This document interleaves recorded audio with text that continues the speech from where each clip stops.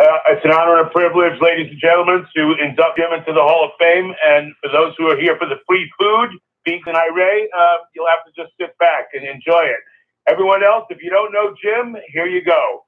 Come and listen to my story about a man named Rome. Went to school in Santa Barbara, but L.A. is his home. Started out in San Diego, singing smack right from the set. Spit out some straight fire and got punched by Everett. Jim created the jungle, now his legend is secure. Married Janet, had 2 kids, and got rid of the Mercure. All the clones love his show. It's even on TV. Now he's in the Hall of Fame. Well deserved, we all agree. Ladies and gentlemen, he's the reigning king of smack, the best there ever was. Let me introduce you to my little friend, Jim Rome. Rack me, I'm out. Parody Larry. All right. Dude, seriously. Dude, Kate, what that gets, like, are you jacked tonight, dude? Yeah. He's jacked. All right. Dude, you know how jacked I am? I'm Mufasa Jack. Play some Mufasa, dude. It's Friday then, it's Saturday, Sunday, what? It's Friday then, it's Saturday, Sunday, what? What?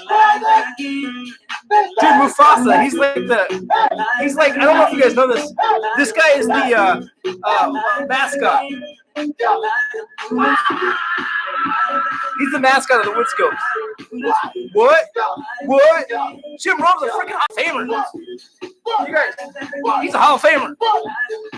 I mean, let's be real. Hi, YouTube. I see YouTube. You're up there. Periscope, you're right there. Let's be real. Jim Rome has been a Hall of Famer since the beginning of, like, seriously, at least the last 10, 15 years.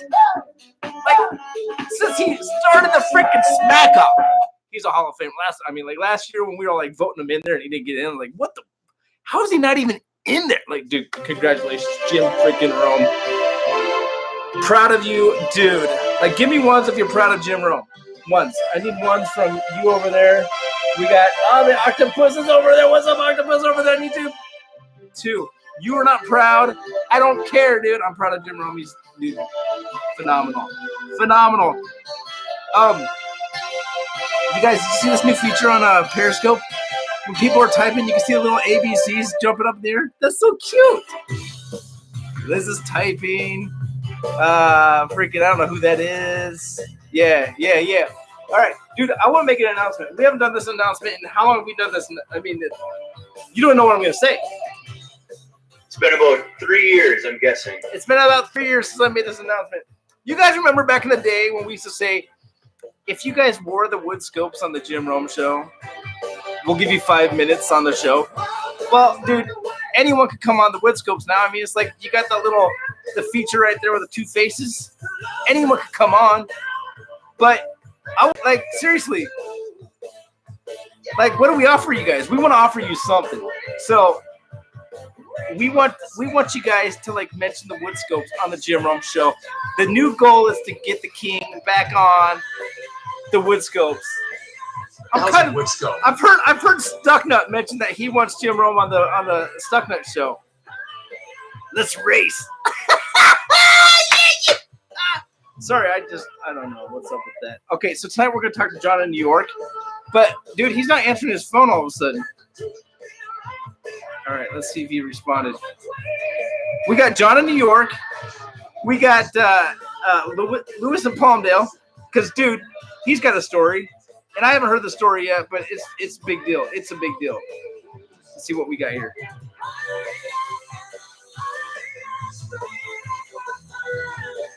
John's ready. Play John's theme song, will you? Oh, there it is. Look, dude, he's already ready. Alexa, call John in New York.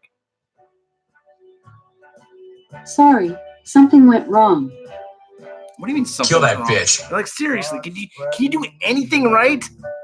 You know why I like Mufasa more than I like you? Because he listens to me. I say, Mufasa, what day is it? It's Friday. And he does it. Alexa, call John in New York.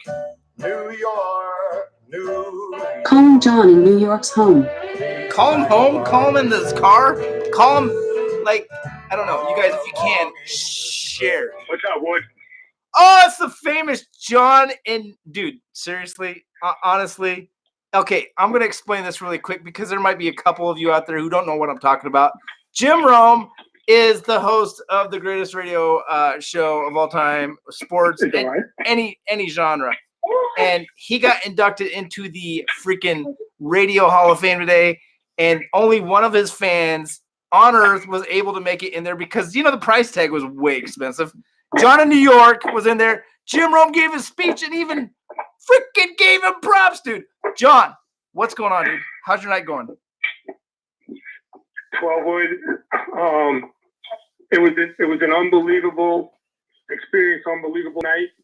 He couldn't have been more accommodating. His wife was unbelievable. His sons were great. The XR4 Ti was unreal. They were welcoming. They were open. There was a little bit of drama there. We all got to witness John Tesh almost blow up the Radio Hall of Fame because they shut his wife down in the middle of her speech. What? Because she ran a little bit too long. It was crazy. All right. It was insane. I know we'll be speaking about that. Dude. Maybe Jim be bringing that up, or I'll bring it up to him. But it was an unbelievable night. I hope that everybody was able to get the Periscope sent out, with him coming in. I don't know how good that came across, but anyway, I'm here. Let's be honest. Your gift in life was not to be a videographer, but that's cool, man. You got what we needed to see. Dude, there's like 8,000 questions I had for you. Okay, let's start the night out. You're hopping out of like an Uber. Where was this event taking place? Where was the building? Gotham This something? is at Gotham Hall, Broadway, between 36th Street and 37th Street. And Ryan Seacrest was there. Jimmy Fallon jumped out. What? Jim had a table with Ryan Seacrest was there. Jimmy Fallon presented Ryan Seacrest. What? It was just insane. So Dr. Ruth, sexually speaking, you're on the air from back in the 80s. Yeah. No, but hold on. You said Jimmy Fallon was there? Did you meet Jimmy Fallon? Jimmy Fallon came out at the end. They saved him for last. The best went first, which was Jim, and then they saved an encore show when they presented Ryan Seacrest. Jimmy Fallon presented him with a show. Kelly Ripa was there. All these star, it was insane. This is it was big crazy. time I was shit. sitting at the table, and they're like, "Well, what do you do for a living?" I'm like, "Well, I'm in the oil transportation business, Yes. People were looking at me. It was funny. crazy. It was insane. My daughter had a great time. She was, she was just bugging out, just enjoying the atmosphere, whatever. But it was dude, just a night I'll never forget, man. And wow. I hope I was able to. Oh my gosh, dude! Like seriously, bring it as best as I possibly could. Dude, you did better than anyone could expect. Dude, all of us are jealous. You know what? You know what's gonna happen to you? I'm gonna warn you right now. The haters are gonna come out. The haters are gonna come out. You think there was a lot of hate a couple weeks ago when Jeff and Southfield came after you? No, dude. The haters get so jealous, man. They're gonna be like, oh God, dude. They're gonna be searching your Facebook accounts, dude. You might as well block everything you possibly can right now. But dude, it's because you did something very good, dude. You're the most famous clone this Friday night. Tonight you are Mr. You're the clone. You're above Silk Bra. You're above Brad and Corona. I mean, dude, Jim Rome is in the Hall of Fame, which is like a one-time event, and there's only one clone name he brought up, and who was it? Tell me your reaction. I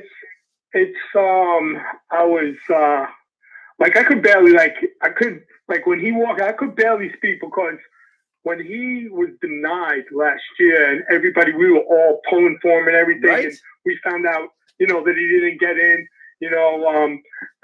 everybody, all of us, I'm all about the team, you know what I'm saying? So the haters can come in, whatever, and I'll still remain humble, and I understand why that would be and everything like that. Like I've been listening hardcore now for almost 3 years, so I get it. 12-wood, you know what I'm saying? Like, I know what you're saying. Yeah. But I'm just all about, I'm all about I see the trip. The reason why I'm even on the phone and speaking right now is because of the Jim Rome show and what that show has meant away from the show. The Rick and Buffalo trips out to California, the Matt in LA's, and and the Kyles making trips and all the other things that go on, amongst us, me talking with Steve in H-Town and Pool Doc and Hedstrom, you know what I'm saying? Like, dude, I feel like I have a huge family. I feel like it's anywhere that I go, I feel like I can go and talk sports and just be and just live life the best that I can. Let me just I gotta interrupt for a second. Okay, you guys, K Wood's here. He's watching. He's putting shit up. He's playing music. But if you guys, I know there's a million questions. Like I have a million questions for John. I'm overwhelmed with like the Jim's family, his mom, his sons, his wife, XR4 Ti, New York. We're talking Fallon. We're talking, dude. I could ask you bazillion questions. I don't know where to go next. So you guys help me out with the questions. Ask K Wood. He's gonna bring me the good ones.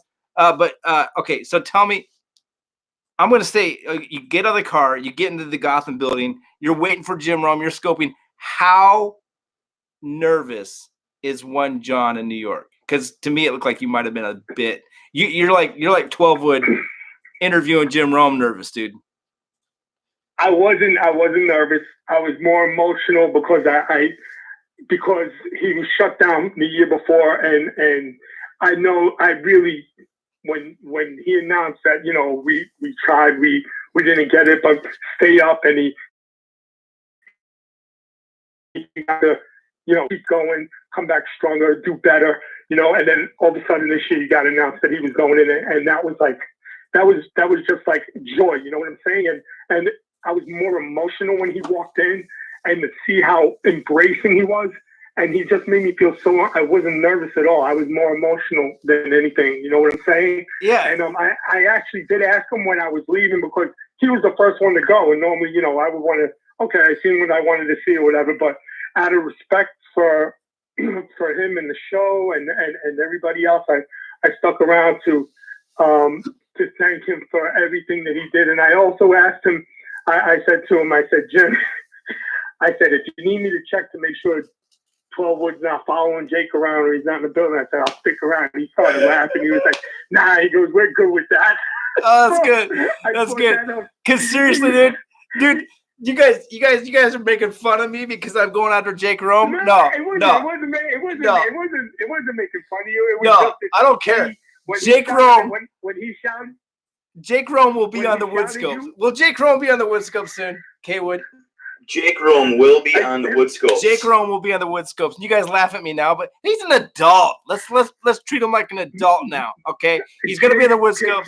Jake Rome was cool. He was cool. His Logan was cool. His wife was unreal. I mean, his wife came in when we were standing in the meet and greet. There was like a meet and greet room or whatever. Yeah. And I hadn't taken a picture with Jim yet. And Johnny came over to me and she goes, "Did you take a picture with him yet?" And he was like, "No." I was like, "No, I just want to back out." She's like, "Come with me. Come right now. We're gonna do this right now." She took my phone. She put me next to Jim. Jim. I love it, man. I love it. It was insane. It was a night that I will never forget. Dude, seriously. Even just thinking about how he was, I'm jacked up for you, dude. Because listen to this shit. I mean, listen to this. John, let this sink in for 2 seconds.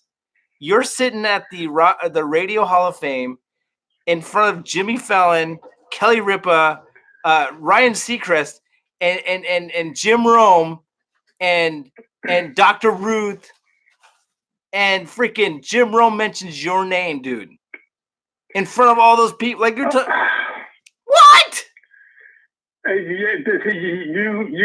you think when I was standing, I was not expecting that at all. But that's yeah. I mean, I really don't have words for that. You know what I'm saying, 12? I know what you're saying. Don't dude? I'm just there. I'm not. Dude, I'm not there for monetary reasons. I'm just. No, I know you're not. I know that there's a lot of people depending on me trying to bring that to them. I could relate in a way because I mean, last September I'm sitting here in this very exact spot and I'm talking to the freaking Hall of Famer myself. He called me. Okay, and this is one thing I tweeted earlier today, and a lot of you guys liked, and I appreciate that. But and I wasn't saying just to kiss ass. I really mean this, man. I'm friends with a lot of you guys. John, you and I are friends. Josh in Detroit, Lewis in Palmdale, all of you guys watching. I'm friends with all of you guys. Some of you guys, I'm like brother. I mean, I talk to some of you guys on a daily. K-Wood back here, dude. This relationship that all of us have right now, this is unique. You will not find this anywhere. All right, I'm not okay. This is like a big fat group hug. Let's just all get it out of the system right now because we're not going to do this next week. And seriously, Jim Rome is the common denominator. Okay, Jim Rome is the absolute common denominator. It's like you cannot, if you had a measuring device talking about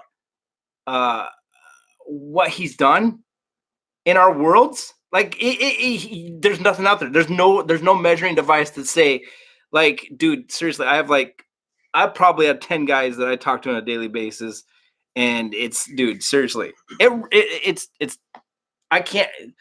I've had people tell me that if it wasn't for Jim Rome, they wouldn't get past their. I mean, like they couldn't handle like their lives. You know what I mean? You know what? You know what's funny? You bring that up, right? So when I was speaking with him, I told him, I said, it's not. You have a powerful voice. I said, but because of your powerful actions, I said that's the reason why you have people like myself just wanting to be all in on whatever, backing you on whatever you're doing, and that's it. And it was simple as that. He goes, I understand. He's like, my man. He signed my hat. He signed a hat for Stuckner, for Steve. It was just unreal. And like he said, if he spoke and he didn't act, like it was like the thing that got me, right, besides the Rick and Buffalo phone calls, besides a couple of the other things. Hi Mel, how are you? Sorry, some family. So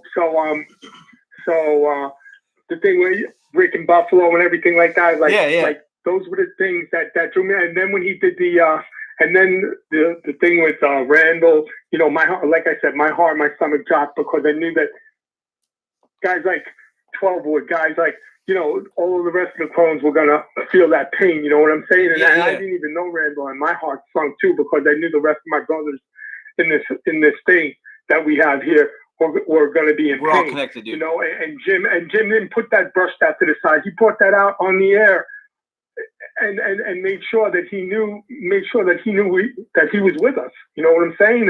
And there's nobody else that does that with their time on the air like that. There's nobody else that does what he does on the air. And that's the thing. Is like the thing with the guy who wrote the book, Ira Craig. He's promoting his book. He's putting up his GoFundMe page on his show, right? You know, like nobody else is doing that. Dude, you're right. Your audience. It's like I also said in the same tweet tonight that it's okay. So Ryan Seacrest is in, John Tesh, Dr. Ruth, crazy. All these people are in there, but how many of those Hall of Famers tonight have an audience who feel like their big brother got in? You know what I mean? None. Even Ryan Seacrest got up in his speech and he shouted Jim out. He said, "Jim Rome, I bet," you know, like he was talking about how honored he feels about being amongst, and he shouted Jim out. You know, he was one of the guys that he outed, and he was saying how he's a fan of Jim and you know how he got started, and you know that he's been a fan of Jim forever. You know, and it was just so cool to be 5 feet from all of the action, man. It was insane, seriously, man. It was surreal for me. I bet. I mean, okay, so Ryan Seacrest, when he back in the day, before I was even a clone, I would watch American Idol with my wife, and Seacrest out would piss me off because everyone knew that was Jim Rome out a long time. Do you remember Jim Rome out? Yes. Dude, he stole that shit. Okay, so K-Wood said there's a few questions. Do you mind if he asks you a couple questions, dude? Not at all. All right, K-Wood, go ahead. Hey, John, what's up? So we got Liz in Falls City wanted to know what did you have for dinner tonight? And then also Bella B wants to know if you could kind of sum up what was your favorite part, like your highlight of the night so far, since it's also fresh in your memory. Those two things. Okay. So there was some kind of steak that they had for the main course. There was some kind of like there was the pre-course was like some vegetarian type deal, with the what is that? What the vegetarians eat, that veggie burger, what do they? I don't know. The people I on eat meat, dude. I'm stuff like that. I got blood dripping from my It chin. was like dude. kind of a vegan. It was like right. It was kind of like a vegan kind of dish. The salad. And they had like a meat, steak and potatoes for the main course, and then they served. I don't know what it was like. It was like a sponge cheesecake for for dessert and stuff like that. The coffee, the drinks. They had open bar there. They had an open bar there, and what was Shay's question? Shay had a question too, right? What was the question? It's Bella B. It was Bella B, and she had the question. I know it was Liz and Bella B. Okay. Yep, she just had the question of your favorite part. Your favorite part so far, since it's still so fresh. What stood out, except for obvious Jim Rome calling you out. My favorite part. My favorite part was when he was walking into when he actually was walking into the building and he was checking in, and I seen him for the first time, and his sons for the first time, and his wife for the first time, and I was putting that on the scope, and I was like, I'm not gonna lie, I was breaking up. My daughter was taking pictures of me because I started like tear up like that because it was just like, you know what I'm saying here.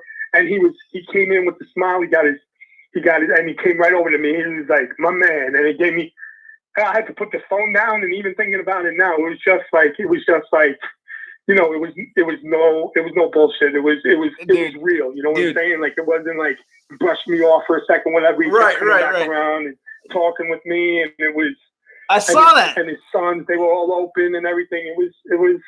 You want to know what? My best part was the whole night. Would tell you the truth. The whole night. No. The part that I take away from this is, dude, your video. I mean, you can't. And the other thing too.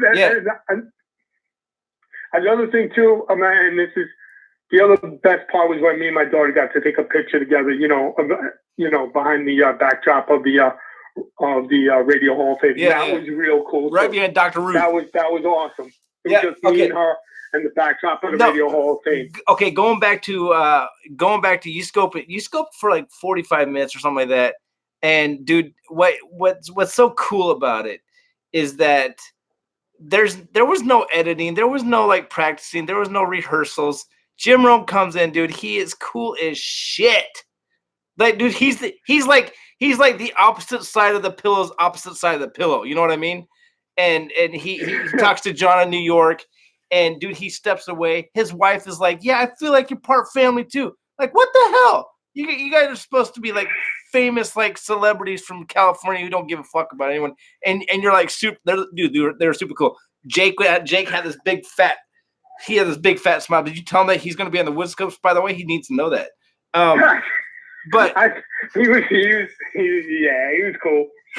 That's awesome. All right, definitely cool. But like what I'm saying is like they were genuine. I told him, Jake, I wish I was with you in Wisconsin when I went down. I said because I probably would have spent the night in Wisconsin a day extra than I needed to, because just like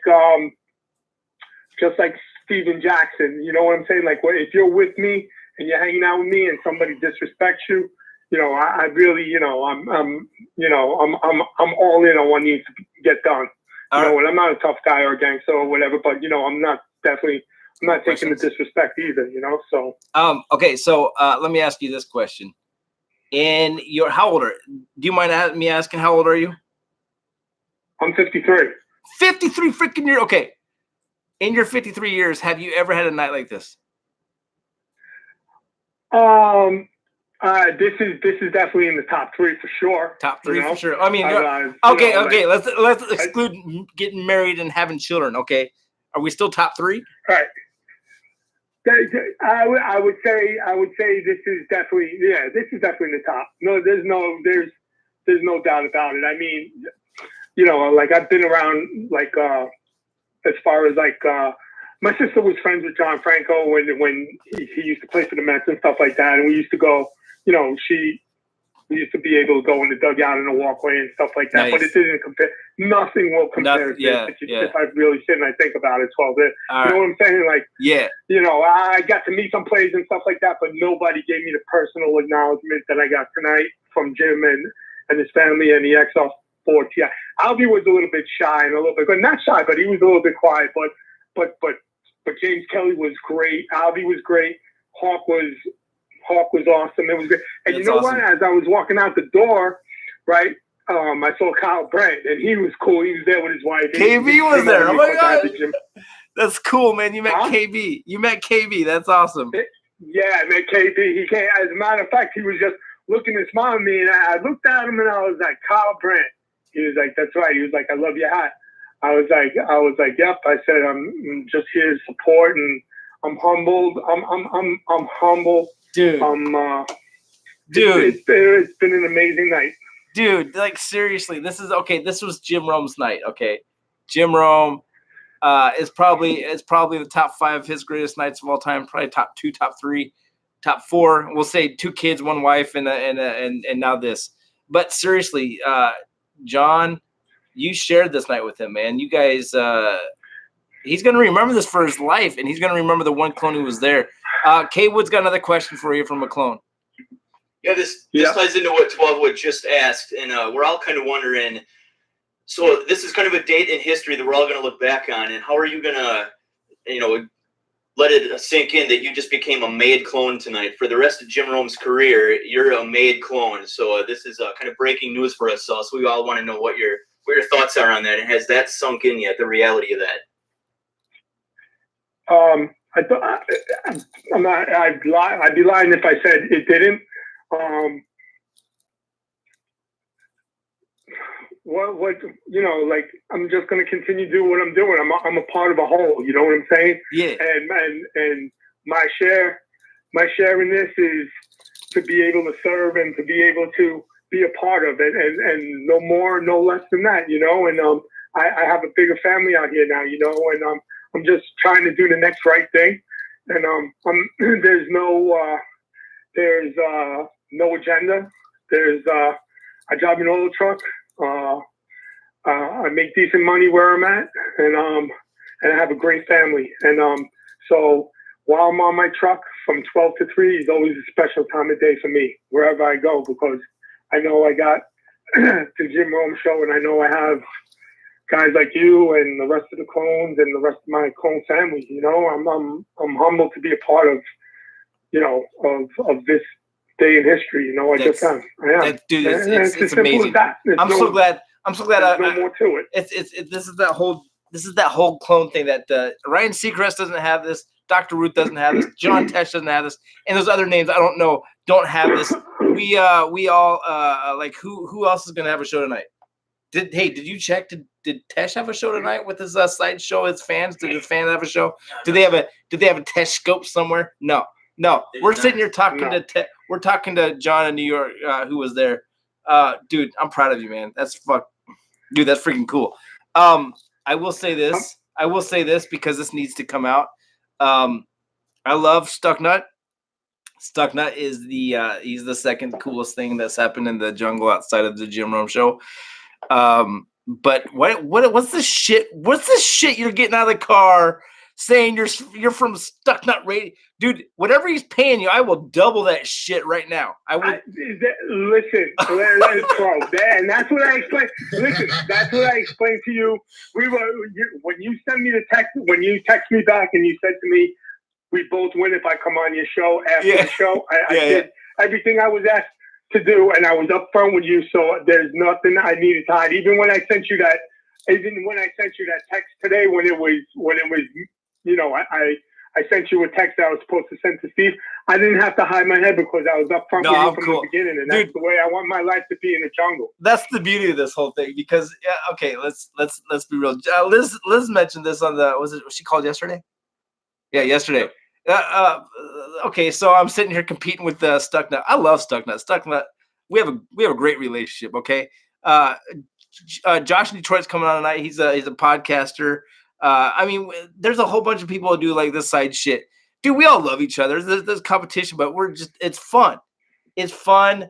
I love this shit, man. This is great.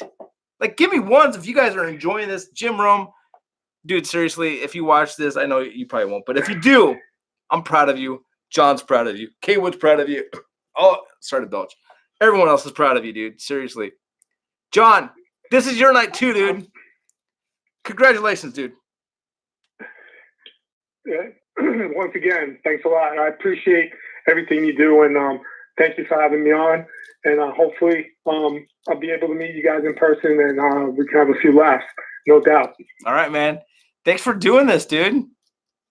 That's no problem. Anytime, 12, I'll be hitting you up on Twitter and whatever, and you can get a hold of me. You got my number now. So all right, I'm fortunate enough to live in a city where they host events like this as well, too. It makes it a lot easier for me to make them. So anyway, have a good night, though. You sound like you want to move on, which is awesome.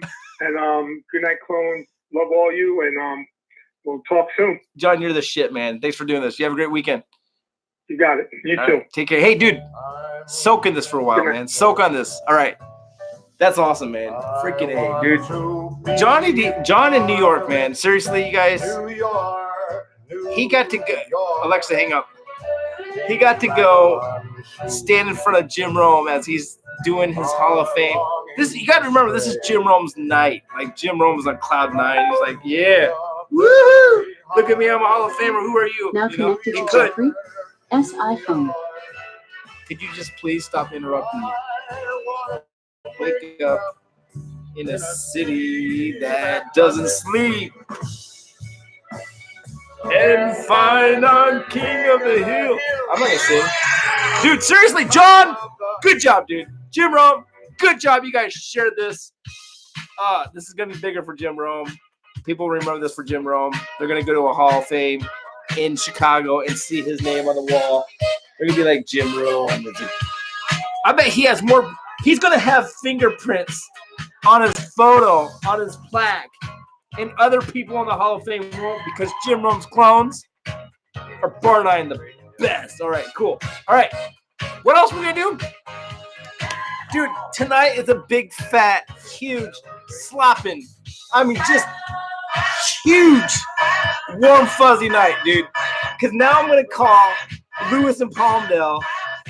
Dude, I could have bugged them all week long and said, dude, tell me your story. But I'm hearing that. I want to hear this.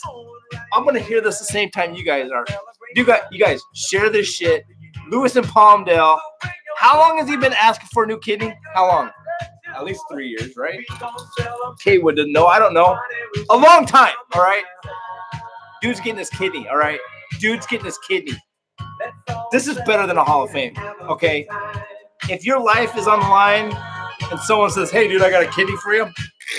All right, we're going to find out. Alexa, call Lewis and Palmdale. Did you mean Luis and Palmdale? Absolutely. Yes. I can reach Luis and Palmdale's Alexa devices or phone. Phone. Call? Phone.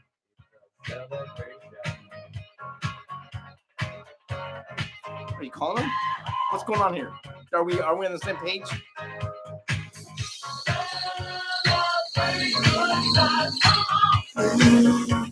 Alexa, call Luis and Palmdale on his phone. Which contact? Ryan, Buddy, Liso, Liz Falls City, or Luis and Palmdale? Luis and Palmdale. Who are these people? She's like Did you naming off mean Luis people. and Palmdale? Yes. I can reach Luis and Palmdale's Alexa devices or phone. Where should I call? His phone.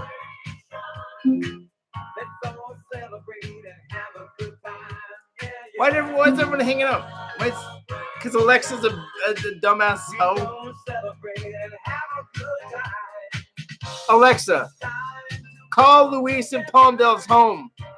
What does she want? Like a written Did you request? mean Luis and Palmdale? Yes. I can reach Luis and Palmdale's Alexa devices or phone. Where should I call? Call his home. Calling Luis and Palmdale's Alexa devices. And my chair just fell off. Okay. Dude, seriously. There needs to be more people watching. Dude, this is a miracle. This is a miracle from heaven. This is a miracle from up above. If he answers. Lewis!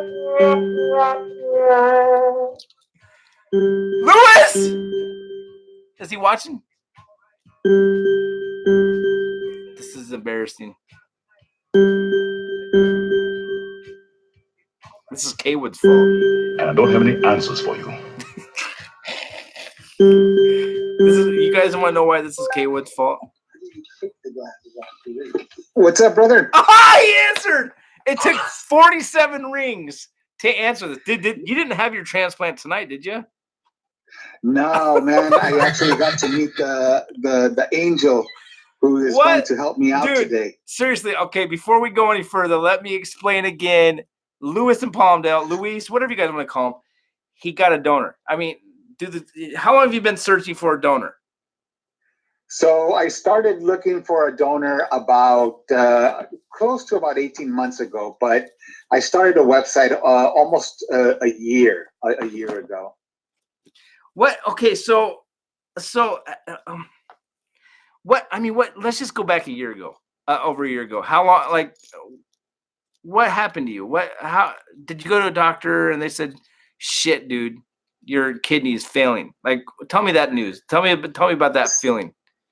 So basically, it all started about 7 years ago. I had an amputation because I was weighing about 395 pounds, and I had to lose weight. And they told me, "Hey, you know what? You need to run. You need to lose weight." And I went to this place called Big Bear, and I twisted my ankle, and my ankle literally blew up, man. It was just huge. And I went to the doctor. The doctor said, "Look, man, you're so fat. There's no way that you wouldn't do any damage to that." They did X-rays and everything, and that was it. And what happened is I had something called a microfracture. Yeah. And because I kept walking on it, I pulverized my bone, my ankle. And when it pulverized, my ankle literally exploded, and I had to have an amputation, or else I would have died. You know. What? Hold on a second. Complication. So you're going to the doctor because you think you have a microfracture. Next thing you know, like, "Hey, by the way, Luis, we got to take your leg off." What? I didn't know I had a microfracture. I just knew I twisted my ankle, and they told me, "Oh, there's nothing wrong with your foot. You're just so heavy. You just need to continue walking and running and stuff." Yeah. So I continued walking and running, but I had a microfracture, and that microfracture pulverized and became such a big thing that it pulverized my ankle. And when my ankle blew up, I had to have it amputated. So when I had it amputated, they did a lot of other tests, and they're like, "Dude, you know, you have kidney failure, but you're still okay." Fast forward 7 years later. What? They're like, "Dude, you have like 0 kidneys left. You have enough function so you could have dialysis at home instead of going to a center." Yeah. And that's when I contacted you, and you were one of the first people who helped me get my website out. And you know, that was roughly about, I would say, a little bit over a year ago. So, dude, okay, dude, seriously. Okay, so I saw that your tweet, you gave me some credit. This is the most humbling thing I've ever seen in my life, because I don't feel like I did shit. I mean, I talked to you about it on the Woodscopes, and dude, I'm happy to talk to anyone about anything. But dude, seriously, thank you for that. I mean, seriously, that's so cool. Well, here's the thing, man. Here's the thing. You know, you're trying to have a good show, and you know, you have John talking about Hall of Fame, and it's a good story. And here I come with my story, and I put the whole entire damn show onto a screeching halt with No. stuff. No. In the past, you've always were willing to put a hold on your show just to kind of get the word out. This is the beauty of the beauty of it's Lewis much and Palmdale. appreciated. Lewis and Palmdale is absolutely one of the greatest people on earth. Dude, I remember the first time I ran into you. You hit me up on a DM, and I was like, "Okay, is this guy a troll?" Remember that? I even asked you. I did. I asked you point blank. I was like, "Are you a troll?" And you're like, "No, dude, I'm serious." And I was like, "Dude, I'll get you on." That night we put you on the wood scopes. Exactly, and because of that, it's much appreciated. I can't go around, I can't go around not acknowledging people who helped me, people who gave me hope, people who have been there to support me. Another person who I personally thank was Matt in LA. Matt in LA, of course. I tell you, man, there were days where I was close to losing hope. I was in a lot of pain, and that brother who just would send me a morning message is like, "Hey, brother, just thinking about you." And no matter what anybody thinks about Matt in LA, dude, that guy is a solid soul. Dude, I got to interrupt you here because we were just talking to John in New York about this. There's no measuring device on earth that could measure what Jim Rome has done in this world. So with that said, Matt in LA, who, there's a lot of people who probably just are annoyed like crazy by it. But Matt in LA, in my opinion, I've said this to Kay Wood, dude, Matt in LA is the most humble, awesome. Dude, I talked to him last Friday after Jim Rome ripped him apart. And he's not better. He's ready to go. He loves the show. He loves being he's always so energetic. He's got a positive attitude. Dude, seriously, you're giving thanks to a bunch of clones for shit we don't even know about, and this is saving your life. I want to find out more about this donor too. Oh man, so this person, her name is Joy, and if you were to think of today I was able to literally meet an angel, man.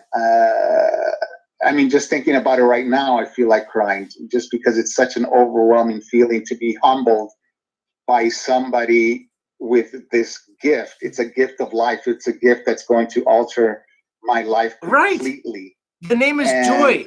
The name is Joy. Can I just give you a little, dude, when my wife and when we got engaged, we were talking about, like, if we ever have kids, what are we going to name our kids? And Isaac was the boy name. And then we had a boy. His name was Isaac. And and Joy was going to be the girl name, I think. Abby, because Abby means joy. Dude, Abby is an angel name. I'm telling you that right now. It is. So tell me about how did Joy find you? So one of the things, I don't know if you remember, that I talked to you about was I had a friend who worked at Live Nation. Mm-hmm. And she gave me all of these tickets to like shows I would never see. Nice. And she told me, wear this shirt and just go to the show and see what's going on, and just wear the shirt. Or the shirt was, it had my information and all of that. And I went to a Disturbed concert at the Forum, and that's where she found me. That's where she saw me, and then she saw the pink T-shirt. She saw the pink T-shirt, right? Is what you're telling me. I asked her, and chances are it was the pink T-shirt. What? But she doesn't remember. She doesn't remember. But at the same time, that's the T-shirt that I think I wore on that day. So hold on a second. So this person by the name of Joy, who just happens to have wings, just out of the blue, saw you at a Disturbed concert and said, "I want to give you my kidney." Pretty much. I mean, she didn't come up to me or anything, but that's how it happened, brother. I mean, to call it a miracle is not only an understatement. It's just because I don't have the vocabulary to express how big this event is in my life. Dude, so the reality is it's more than just a miracle. It really is something extraordinary, something celestial, something supernatural. You name it, it's that. It is the most humbling experience I could ever have thought of. And real quick, Wood, I know that you have people listening and all of that. I cannot give her money for this gift. Yeah. This is literally the most altruistic gift that somebody could give. Dude, but if I could give something in return, can we please reach out to Disturbed, some type of public relations or something to get an acknowledgement for something like this, because it's outside of my wheelhouse. I've never been to any type of those concerts, and to have this band be the connector to my life-saving procedure is, to say the least, something that deserves some type of acknowledgement. So anybody out there, if you know anybody, or if you could tweet at Disturbed and just say, look, man, there's a fan of yours that is helping this one-legged, kidney-needing, ball-headed SOB out. Please, can you do something to acknowledge this gift? SOB, who happens to be one of the nicest greatly people on earth. appreciate it, man. Dude, what the? Dude, I'm floored. I'm freaking floored, dude. I'm serious, dude. This is what I live for. K-Wood, is there? I mean, like, I don't do this for money. I don't do this. I do. Right. This is what I live for, dude. There's no greater gift on earth than to hear people like come to me and say shit like you shit, dude. Seriously, I don't feel like, dude, Disturbed is gonna be. We're gonna find out how to get a hold of Disturbed. We gotta. Yes, sir.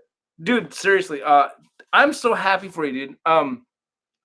But let's do this. I mean, you're getting your kidney.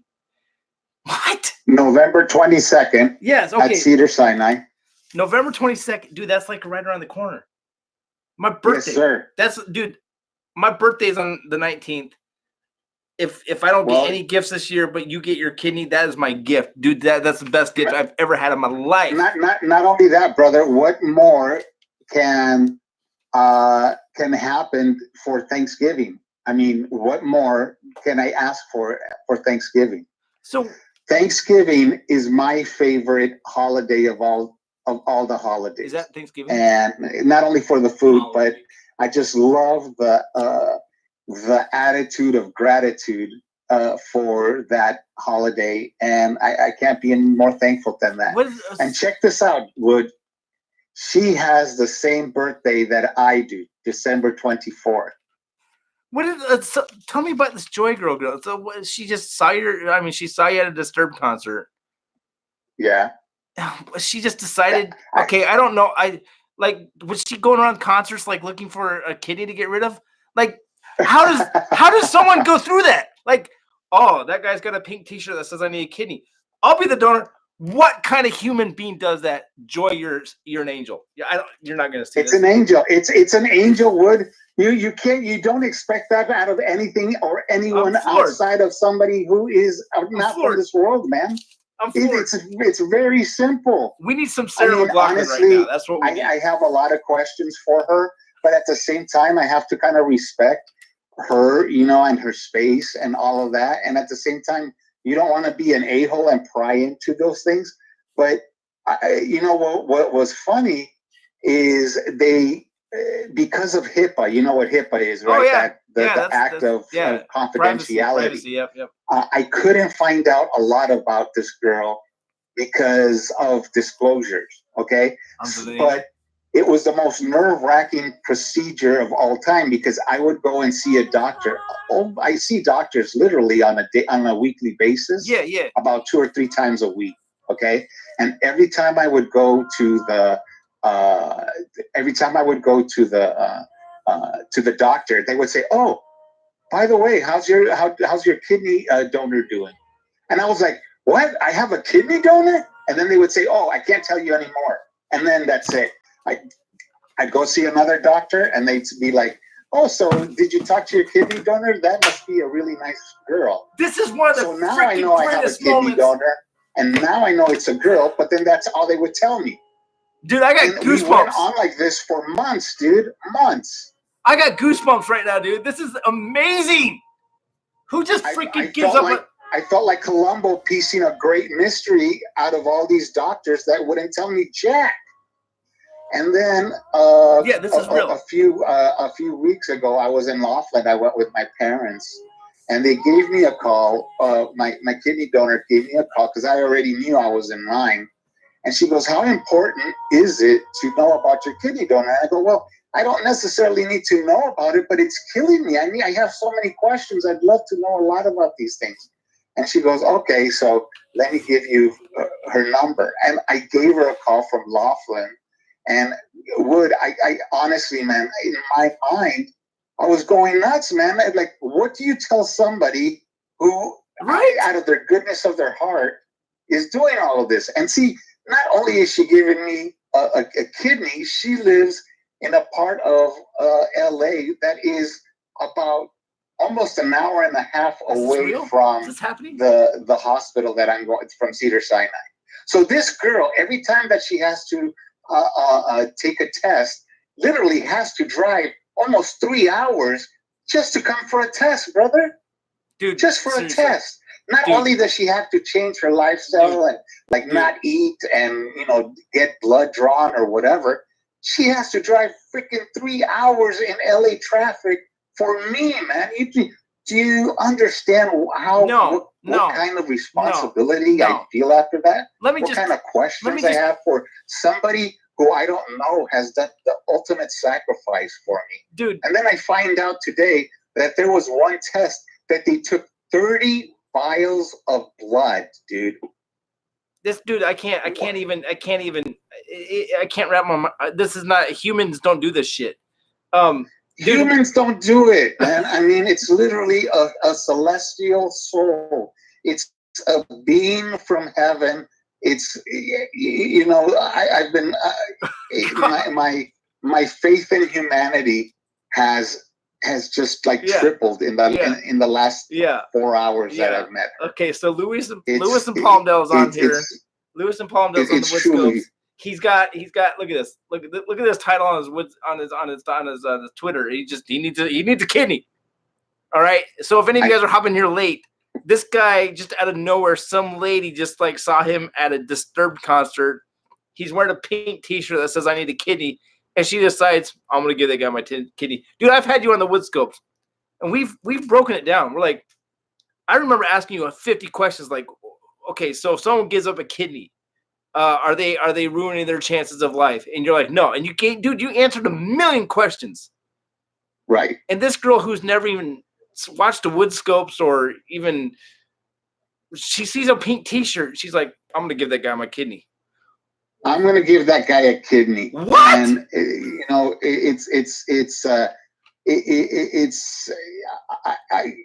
in the last couple of days, now that I know who it is and all of that, like I said on the DA show, I'm pretty sure you heard the clip on DA. No, I haven't heard it yet. I've repurposed my life to helping other people who don't have the support system or the ability to do what I did to help me out. And I told her I feel like I have to give a gift forward of life. And you know how I am, Wood. Overall, there's some bitterness as a Raider fan and all of that. I like running smack and all of that. But ever since this, I don't feel like I could run the same smack anymore. My whole life has turned upside down. No. And I become almost a better person because of this. There's a lot of there's a buddy of mine who in the last couple of days I said, dude, you even talk different. Your whole attitude has changed. He goes, you're no longer like that, sharp, bitter, clone that you used to talk smack about. All right. Now you're just like a teddy bear. And all right. Dude, I feel it. This is where just gone, Wood. This is where I fight with you, dude, because I'm going to tell you this. Dude, you are one of the greatest people I've ever met. I mean, I'm not just saying that because you're dude, you're just always in such a good spirit. You're just always a great dude. I mean, you've never, there's not a lot of great, there's not, the clones are, some of them are just the most vile douchebags on earth. Dude, you are a light in a dark place. dude, swallow that pill I'm giving you right now. Because, dude, seriously, you're a great dude. Give me ones if you guys agree with me. Lewis, if anyone deserves a kidney for life, it's you, brother. And I'm not just I'm not just saying that shit. Last week we went to meet Caleb, with Brother Beeks, and we saw CEO and Shay and Hester and Francis, and man,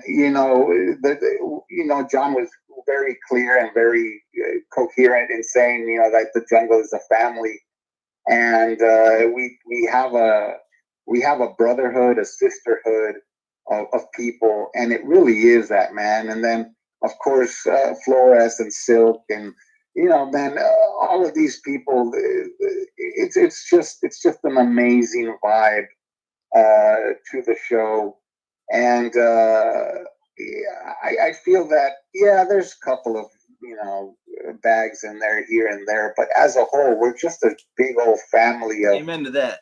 Amen love, to that. And of camaraderie, or however you say it. But we all have, like you said, Jim, in common, and that is the thread that kind of holds us together. But going back to this girl, to give your wood scopes a little bit of the sports side. Not that it matters, but I was always worried, and I was telling a buddy of mine, what if this girl is a Padres fan? Because she comes from an area in LA where it's closer to San Diego at times. So a lot of people from that area go to become Padre fans. And I'm like, oh my God, what if this girl is a Padre fan, and just being a Dodger fan, it's like, wow. So, brother, the first thing that I see is that she's wearing a LA Dodgers shirt, and I was like, right, the Padre fan would have been okay just because she's giving me this gift. Giants fan would have been like, oh no, not a Giants fan, but she's a Dodger girl, so she's giving you blessed, and brother. If she was from San Francisco, these amazing stories, man. If she was from San Francisco, she'd be giving you a kidney that has stones in it, dude. That's batteries or something, man. So that was a light-hearted moment, and dude. When I got to meet her, so I left a message for her, and I started crying like a bitch, man. I was just like crying, leaving her the voicemail. I mean, I was just so overwhelmed when I heard her voice and everything. She calls me back, and she starts crying, and I start crying again. And it's just, I've never, how everybody says they cry out of happiness. Yeah. Brother, I've never had a cry like that where it's like so overwhelming. It's so it was amazing, the most amazing happiness I've ever felt. Dude. And when we said goodbye, I was overwhelmed to say, you know what? I love you. Yeah. She said, I love you back. And I have never felt love like that before. I mean, that sounds so cliche. No, it's true, man. Somebody who is willing to give me a kidney like that. And she goes, I was humbled by you accepting my kidney. Can you believe that? She actually told me she was humbled. I was willing to accept her. It's 2019. This shit does not happen. It does not happen, dude. What happens to you? A portal from heaven, dude. Seriously, it's. Let me just tell you this right here, because dude. Okay, so I'm a believer right here. In one verse in the Bible that just always sticks out to me is that the love of money is the root of all evil, dude. Right now, this moment, this very second, right here, dude. The amount of joy, pun intended, that I'm feeling the amount of joy that I'm feeling right now. No dollar bill, dude. You could scratch a check with 1 million zeros on it. Would not, dude. This is it right here. American dollars. This is it right here. This is what we live for. This is what we humans live for, dude. Fuck money. It's the essence of love, man. It's the essence of sacrifice. It's the essence of everything that is good. I know you're watching. It is just the most amazing thing I could think of. And I told her The way I met my wife, I told her the way I met my wife, and meeting my wife has been one of the biggest blessings in my life. She was there at my lowest point. And I could tell her, I go, now I have two women in my life who have literally given everything and saved my life, both of them. So a lot of props goes to my wife as well, because she's had an amputation. She has had renal surgery. She has all of these problems because she lives with me. And I was telling this girl, Joy, I go, it's almost like my wife has had more of this than me, because I would fall asleep and she would be looking over, my wife would be watching over me. I would feel her adjusting my pillow, covering me with a blanket. She was watching over me. No check. For her, not only was she living with the disease, she was living with the disease on somebody who she truly loves. And it really also, this is a testament and a gift to my wife as well, because she's the one who also had to live with this with these problems. What's your wife's name? So I have two women in my life now who have literally, both of them have given me the gift of life. What's your wife's name? Excuse me? What's your wife's first name? Brother, you're not coming in clear. What's your wife's first name? Marife, Marife. You know what's funny is, I remember how I told you I would go to the Philippines and I used the jungle to teach operators how to speak. Well, I was in the Philippines, and I went to meet a girl out of one of my call centers there. Yeah. And it didn't go through. It didn't. When I got there, the girl was like, I can't go out with you because I need to go out with chaperones, and I need to know what your intentions are. And I'm like, I just hopped on an airplane for 19 hours, and you don't know what my intentions are. So I said, to heck with this girl. And I went to this place in the Philippines, and they didn't have my reservation. All right. I put in a reservation in the Philippines for a year ahead of time. When I get there, they're like, "Oh, sir, we don't have a reservation for you."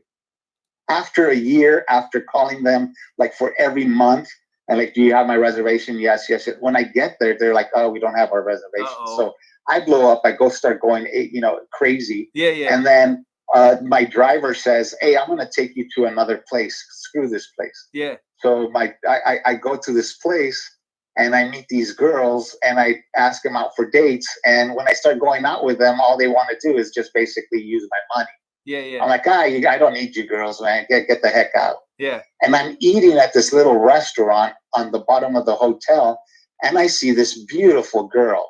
This girl that you see the pictures of right there. And to me, she's beautiful. I don't care what anybody else says. And she's there talking with a guy. And I'm like, damn, this is exactly the girl I want.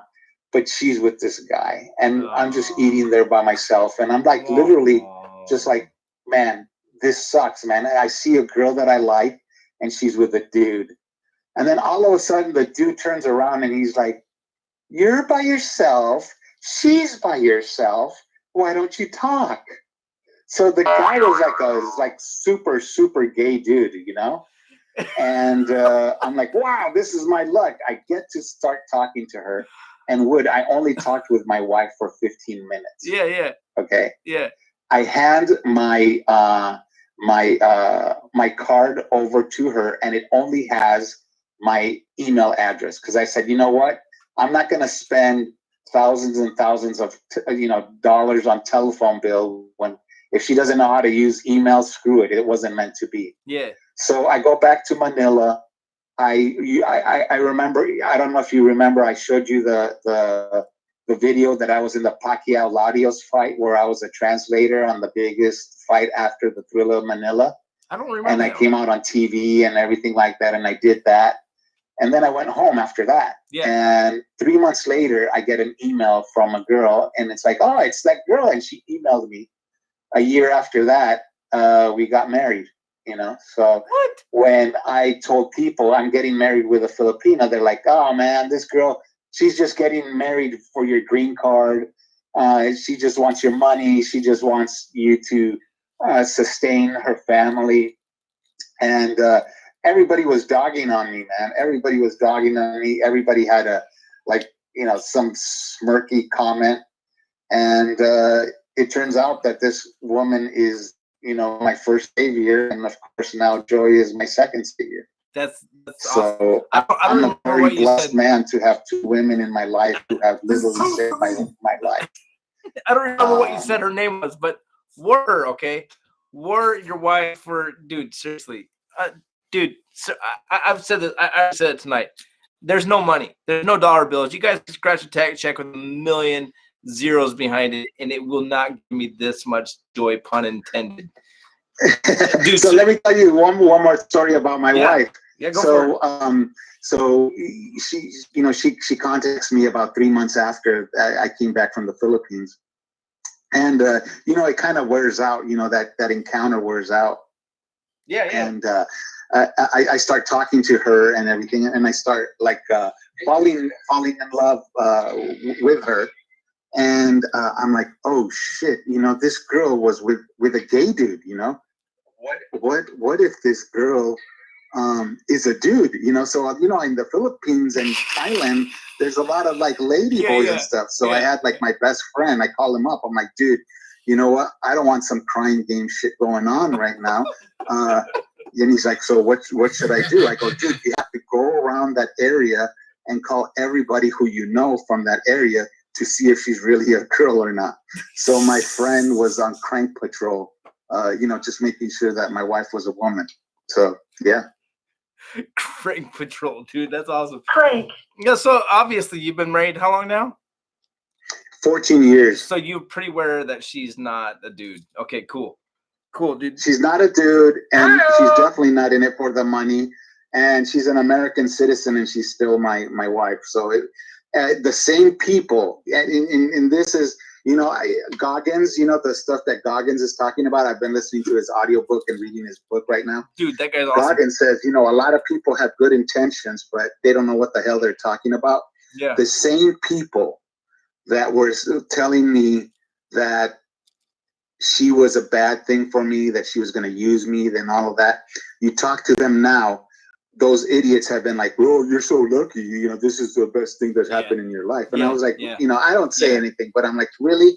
You're the one who was telling me that she was in it for money or for my green card. Dude, I'm telling you, man. I talk about this all the time.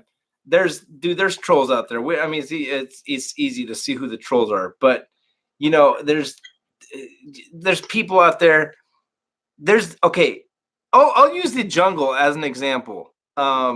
There's the trolls, there's the a-holes that we just all hate because that's what they want from us.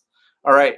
But then there's people out there who are the freaking minions. Those are the guys who drive me up the wall because they don't have an opinion to themselves. They just want to impress the trolls. You know what I'm saying? Yeah, no, I do. That's exactly who you're talking about, dude. Dude, man. Not to interrupt you, Wood, but what's interesting about that? Those people have no impact on your life. They have none. You know who they are. They have no impact on their own lives, dude. They have no impact. Dude. These people that I'm telling you about were not trolls. They were people who were dear to me. These were people who had the best intentions for me. These were people who I felt were in my corner. These were who actually influenced my life. And they had those opinions of her without knowing her, without just, out of stereotyping, out of what has happened to other people and all this other stuff. They're just confused. So, I don't know. The trolls are easy to weed out. Oh, easy. You're saying, right? They want to be that really affect you are the ones that are so close to you, and you always have used them for support. Right. And when they tell you something crazy like that, it's almost like it brings you on. And I'm just glad that I never paid attention to any of those influences like that, because I learned, and it's been the biggest blessing of my life. You know what you did? You listen to that still small voice, man. It's the voice, that still small voice in your head is louder than any bad advice from loved ones. You know what I mean? I think you know what I mean. And it wasn't bad advice, man. I'm pretty sure they had well intentions and all of that. It's just that it was just a barrier that was there. Yeah, dude. But I'm pretty sure that they didn't have any bad intentions for me. They didn't want to see me hurt. It was just bad advice, man. It's just as simple as that. You're married to this girl. You've been with her for, I think you said 14 years. It was bad advice. If they're trying to tell you not to get with her, dude, she looks like an angel, man. Good job. well, here's the thing. She's been through an amputation. How many people have can say, you know, like that she's been through renal to renal issues. Yeah. Dude, every time you see, I go to Japan, I go to Thailand, I go all over the world. And every time I go, she's always like helping me lug all my shit around. I'm doing dialysis. I have to bring all this other stuff. She packs my stuff. She doesn't have to. Dude, she can give up. It's literally a cross she's bearing as well. No, you're right. She could give up. She could say, "Screw it, I'm going back to the Philippines. I'm gonna meet a guy in my own tongue, and we're gonna live happily ever after." Dude, she's stuck with you because she loves you. She believes in the power of marriage, dude. Honestly, Luis, dude, you're a godsend, dude. This wood scopes. I mean, we're talking a big fat group hug here tonight, and we're talking. Oh yeah, man. Warm fuzzies for everyone. But I gotta get to Josh in Detroit. He's probably falling asleep. But I got it, brother. I just appreciate the time that you always afforded me and all the clones that are in my corner, and they help me tweet. All of that, you know. There's so much gratitude going on for people who always supported me, and even the haters. I used a lot of their their fuel to help me get going. You got it. Yeah, okay. Brother. November 22nd. Thank you for the support. I'll be giving you updates. I'll be updating my Twitter feed with things and snippets, and I'll retweet the shit. Now I'm going to be focusing my website and my efforts to helping other people find that's what it's about. Have the same miracle happen to them. That's what it's about. Thanks for your time, brother. I really appreciate it. Much love to all the clones, all the scopers, and of course all the clones. November 23rd or 22nd. 22nd, brother. Okay. 22nd. You guys, for the believers, pray for the people who believe in passing thoughts off. Whatever you got to do, send positive thoughts towards Lewis and Palmdale on that day. Dude, are you still doing your podcast? Let me ask you that really quick. I stopped doing the podcast because one of the things that I always worried about was if I said something stupid, would a potential donor not want to help me or anything like that? Makes sense. But with my new outcome and my new outlook in life, I'm definitely going to start looking for a podcast. Now, one more thing before I leave. We were kind of talking about, how I always make fun that I only have one foot and I'm on my last foot. Yeah. I want to start my life on the right foot. And there's always all these puns and jokes about feet, right? Right. You're in the jungle. It just happens. But this girl has a great sense of humor. She's like, there's no jokes about having one damn kidney. Right. So I told her, you know what? I'm going on the wood scopes today. And our wood family and our group of clones are very, very, very creative. I'm going to ask everybody to think of witty puns, jokes, anything that has to deal with having one kidney, because that she's going to have one kidney after that. And she has a great sense of humor, man. I mean, honestly, she's a great person. When I talked with her, it was like I met somebody like a lost soul. She's literally like my sister, And so if any of you out there I'll be checking comments, one kidney jokes and stuff like that. I'd really appreciate. Dude, someone has a good joke out there. I mean, I've had my share of kidney stones. I don't mind anymore, so I'm not gonna joke with that shit. and Wood, again, please put the APB out for this Disturbed band. Any type of public relations. I have Rich Flores looking into it as well. Oh, yeah. But if you could use your connections and the wood scopers, any connections, tweet at Disturbed, say this girl Joy is giving the gift of life to Lewis and Palmdale. Please acknowledge it somehow. Come on, guys. Let's get this Dude, going I don't know for you, anything please. about this bird, but we're gonna figure this out. Okay, Luis, whatever your name is, I love both of you, dude. You're the shit. You're like one of the greatest people in the jungle, bar none. Seriously, I love Thanks, you, man. brother. I love you. Much Congratulations appreciated. to you. Hope everything goes just beautifully on the 22nd. It All right. will. It was always meant to go like this. So thanks a lot, brother. You have a good night. All right, Love you too, guys. dude. Yeah, dude, Alexa, hang up. What? Dude, I can't handle this shit. I can't. I really Now can't. connected to Jeffrey. I really, iPhone. dude, this is what I live for. You guys, if I was getting a paycheck for the wood scopes that was giving me a living and like I was like happily and blah blah blah, nothing would give me as much joy as something like that. Something like John in New York, something like Jim Rome getting the freaking Hall of Fame tonight. Dude, Josh in Detroit is coming on next. I gotta pee. But before when I come back, Josh in Detroit's coming on. You guys see Josh in Detroit? The dude has like 47 podcasts in 1 week. He's freaking crushing it, dude. I'm gonna spin the rules. I'm gonna ask him the questions he asked us. He had me on. I was like Hesfield Bacon, and then I think I was number 3 because he had that McNeil guy. All right, so hold on a second. Let me pee. We're gonna listen to Disturbed and maybe watch Mufasa dance again. I'll be right back.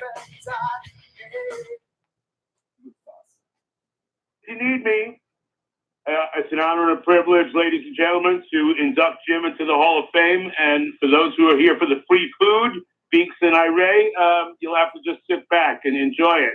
Everyone else, if you don't know Jim, here you go. Come and listen to my story about a man named Rome. Went to school in Santa Barbara, but L.A. is his home. Started out in San Diego, singing smack right from the set. Spit out some straight fire and got punched by Everett. Jim created the jungle, now his legend is secure. Married Janet, had 2 kids, and got rid of the Mercure. All the clones love his show. It's even on TV. Now he's in the Hall of Fame. Well deserved, we all agree. Ladies and gentlemen, he's the reigning king of smack, the best there ever was. Let me introduce you to my little friend, Jim Rome. Rack me, I'm out.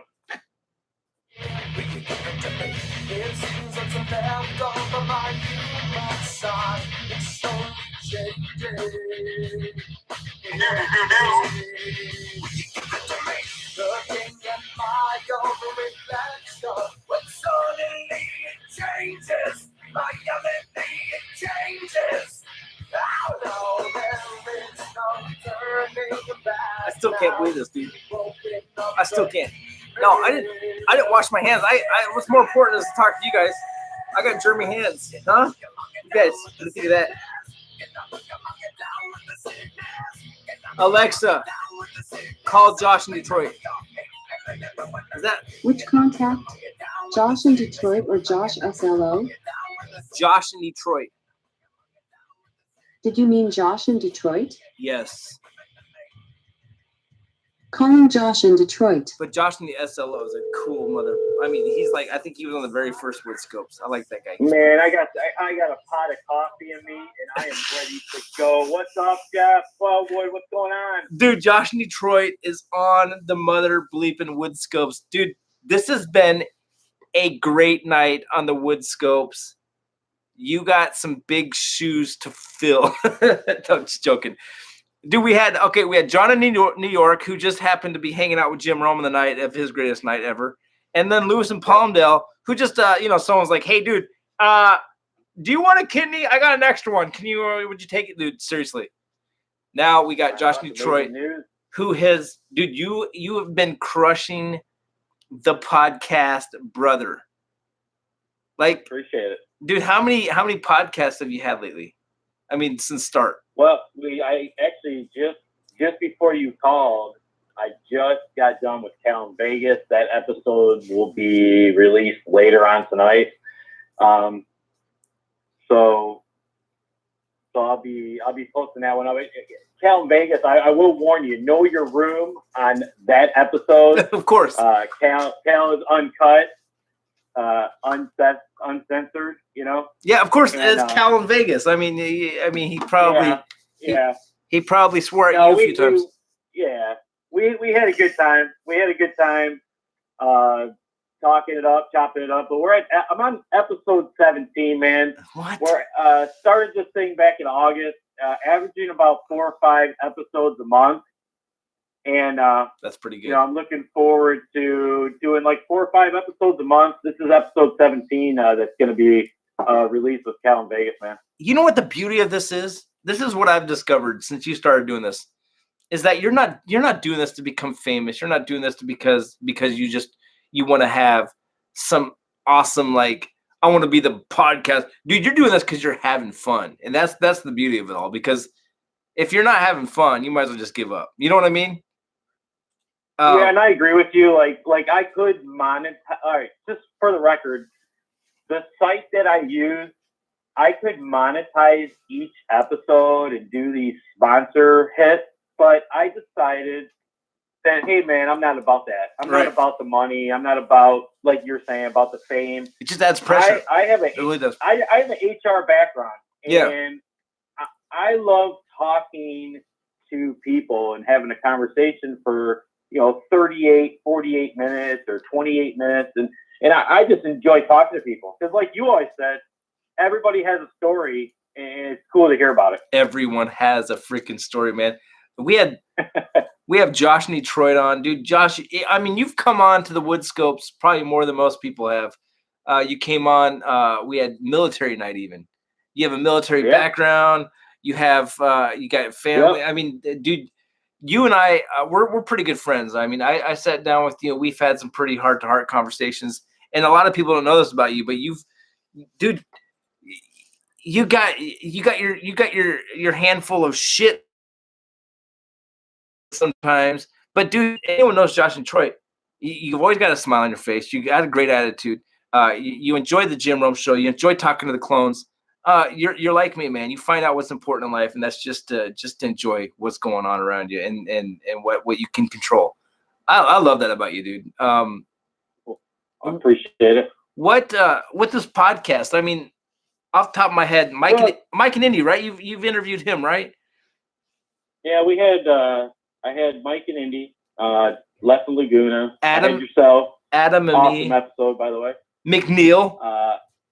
Yeah, McNeil. I like McNeil. I like him. He does the Cleveland show, for the Cleveland Browns. Headstrom Bacon came on. Bacon. We had Adam Hawk came on. Adam Hawk episode. Adam was great, dude. I enjoyed all the episodes, but Adam's an easy guy to talk to. Adam's a great guy to talk to. I had some other guys. I had some local guys on. We were talking Lions football. I had Detroit podcast came on. You know those guys. I know those guys. Vito on. Great guys. Yeah. I had John McAroon. He's actually owner of the Detroit podcast. And he works for Sports Illustrated. So, like I said, man, it's just so cool to talk to these guys. And so I themed it out as sports and entertainment because I love talking about movies, music, and TV shows too. Dude, it's great, man. You're so easy to talk to. Let's be real. We all know you as Josh in Detroit in the Jungle. You call a Jim Rome show, he hangs up on you, and then he tells you that you're a great guy and your calls suck. But in reality, dude, you're probably one of the easiest guys in the jungle to talk to. You, which this podcast is just a pure. What's the word I'm looking for? It's what is it? What's the word I'm looking for? It reflects who you are, dude. Even Adam Hawk. I listened to the Adam Hawk episode in my car. I remember that night, and I even I stayed in the garage to finish it. And he was like, he mentioned a few times, dude, you're so easy to talk to. You're such a nice guy. I appreciate it. With that said, dude, you've had some great interviews. Like what stands out? What's been some of the greatest moments you've had since redoing Josh in Detroit podcast? Well, when I did the live show and with the YouTube, I had a good time with that. But you're looking at streaming data, and when you're streaming data, and you know that because you do the live show. Yeah. When you're streaming data, you got to be careful with streaming data and throwing graphics up. So I figured, and it took a long time. I'll be honest with you, it took me I did the live show stream. We hit 13 episodes on that, and then I kind of like took a break for a while. And I always wanted to do podcasting because I like Joe Rogan. I don't know if you know him. Oh, I think he's one of the greatest Joe Rogan's podcasters out there. Yeah, I know him. He's great. Yeah. And so I think to answer your question, some of the episodes that stood out was just getting the real talk with people and like sitting down and really, analyzing like one of their favorite sports teams or what professional sport would you play or just getting some good stuff like about a call they made to the Jim Rome show. I think that those kind of questions or, asking Adam Hawk if he ever thought about being an actor, and I love that, dude. Feedback from him. Dude, that was a great moment because he was like, dude, he started spitting out some shit that I was like, I didn't know that was in him. And I won't spoil it, but dude, you guys go back and watch the Adam Hawk episode. When Josh asked him that question, I was like, Josh, come on, please. Adam Hawk. And then he answers it like, whoa, okay, I didn't know this. Okay. How did Josh know this? Like you almost did your research or maybe you got really lucky. But yeah, it was a great interview, dude. It really was. It was lucky. I don't think it was. I think it's just you know how to ask everyone questions, and it's like sometimes you just I don't know. It's and I'm not like tooting my own horn, but I love like I'm telling you, man, I would probably have 50 episodes in right now, and I know that there's a lot of people out there that are busy. Yeah, and I'm trying to match up schedules for everybody. It's just a simple conversation. There's nothing. There's no hidden agenda. I just want to sit down and chat with you for like 40 minutes, man, and have a good time with you. And when you and I were on, I think we did an hour, and you're like, I'm sorry to keep you long. I'm like, dude, I can't help it. This is great. But what's crazy is that a lot of people don't realize this is that before you even hit start, you and I talked on the phone for like an hour and a half before that. Yeah, we did. You know what I mean? Because it's like, oh, you didn't even start yet? Dude, I was having such a good time just having the conversation with Josh in Detroit. My man, you've always been a great friend to the Wood Scopes, to 12 Wood. And it's like, man, I remember. Okay, here's the cool thing. Do you remember when Stucknut invited you and I to do the pre-Smack Off conversation? Yeah, Smack Off 24. Yeah, and Smack Off 24, we did the pre-show. Yeah, that was awesome. We did it was you, me, and him, or me, you, and the three guys, and we did the Skype, and they did their show, and when they finished their show, they hung up, and you and I stayed on. Dude, I think we stayed on till like midnight that night, and we just chatted. Josh in Detroit is probably one of the most genuine guys in the jungle. I have nothing bad to say about you, dude. You're a great dude. Yeah. Appreciate it. If you guys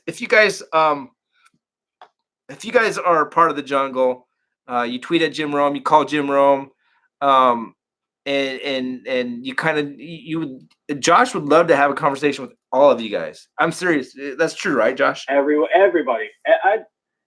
My goal, honestly, is to go like you always said, and I think you're a good example of it.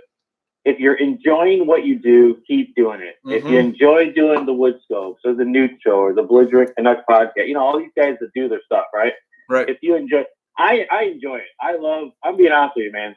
A 40-minute conversation, and I would interview anybody. I don't care who it is. I love talking to everybody because that's my background. I mean, I'm an HR guy, a long time ago, of course, I was an infantry guy, but you switch in life and you change in life, and I love the conversation piece. I love conversating. Trust me, I love it. You know what my favorite part about being an HR guy would be? The exit interview. Do you get to do that? Yeah, I do. Yeah, we do. I do a lot of the hiring stuff. Why do you hate this place? Some of the. Know what? Get the dirt, dude. Get the dirt. Why do you hate that? Why do you hate that manager? Everyone knows why we hate that manager. But we gotta find out. Was there drug use in this company that we should know about? Come on, tell us. We won't tell anyone. Dude, I would love to be the exit interview guy. I'd find out dirt on everyone, man. I would make my own reality TV show. Okay, Josh, I got to tell you this. When you do your little episodes, you ask everyone the same questions in every episode. Is it okay if I flip the switch and ask you the same exact questions? Of course, let's do it. We didn't plan this at all. This is. I just came up with this right now. I didn't plan this at all, did I, Josh? No, you didn't. Of course not. It's Radio Go. Yeah. If you could have a drink with anyone, who would it be? One drink with anyone. Man, okay, so if I could have a drink with anybody, it's the easy answer. I'd have a drink with Steve Elkington and Jim Rome. Steve Elkington. That's interesting. Okay, so why are you fascinated with Steve Elkington? I tell you, I was not really into golf. Yeah. And then Steve came on the Jungle. Yeah. And then he did episode 78 and 30 of the Jim Rome podcast. Yeah, yeah. And then he has his Secret Golf and his SG Tour golf app. Like, hey, I watched golf in the past, man. I watched the old school dudes, and I watched Tiger and all that. And then we got some clones that were doing that. Like your brother went out there with Brian and Bugaha, all those guys. Yeah, the Clone Fest or whatever clones. Yeah, they did like the golfing thing. And the open. I'm getting older now. My birthday's November 19th, so maybe I should get into golf, right? I think I knew this, but you and I had the same birthday, right? Yeah, November 19th. I'm older than you, though. So, I got you by like 4 years or something like that. Yeah. Who cares? It's stupid. So I really got into golf, and then after, I think Steve Elkington is straight up, uncut, uncensored. He tells it like it is. The dude is an awesome dude, and I would love to sit down and hear stories about going around the world playing golf and all the different encounters that he had. That'd be a great conversation and a great drink. And I would actually have one rum and coke with him. And I haven't drank since 2003. So I would probably actually break the record and actually have a real drink with that guy. And then of course Jim Rome. I mean, who wouldn't? If you're a fan of the show, who wouldn't want to sit and have a soda with Jim, man? A little blue. Just crack open the blue with Jim. Dude, okay, let me ask you this. I guess this is kind of a spin-off of that question. If Jim Rome sat down with all the clones, which clone do you think he would enjoy the most? If he sat down with any clone? Yeah, if he sat down with every clone who wanted to have a drink with him, and after all the drinks he had with all the clones, and we said, hey, Jim, which clone did you enjoy the most? Which one do you think he would enjoy the most? I think he'd like a guy like Silk or Fred and Corona. I think you'd like those guys because or maybe Mike and Indy or somebody, because these guys, when they call the show, they spin brilliant. Maybe I.F. Brady or somebody. I would say Jim Benton would be the one he would enjoy the most. Oh yeah, Jim Benton. Yeah, Lewis and Palmdale or a CEO would be a good one. The guys who have been around who are not like. Who would not treat Jim Rome as like a celebrity, so like just one of the guys, you know what I mean? I think those guys, the guys from like Raider Mike, like the guys from the totally 90, totally the photo shoot, totally. All right, Sports Illustrated shoot, all those guys. All right, favorite vacation spot in the whole world? Oh man, that's a good one. I asked a lot of people that. That's your question. You ask him that. He's like, that's a great question. How'd you come up with that 12-1? Good job. Yeah, that's a good question. My favorite vacation spot of all time. Oh man, I would say Toronto. I enjoy Toronto, man. I love Toronto. All right, I've been to Toronto so many times. I love Toronto. How far is Toronto from Detroit? Is it like what 5-hour drive or something? You go over the Ambassador Bridge. You go up the 401. About 6-7 hours. Not bad. Yeah. All right. I love Toronto. Toronto was a good time for me, man. I've been there when I was young. I've been there when I was middle-aged, old, whatever you want to call me. But hey, I love Toronto, man. I had a good time in Toronto.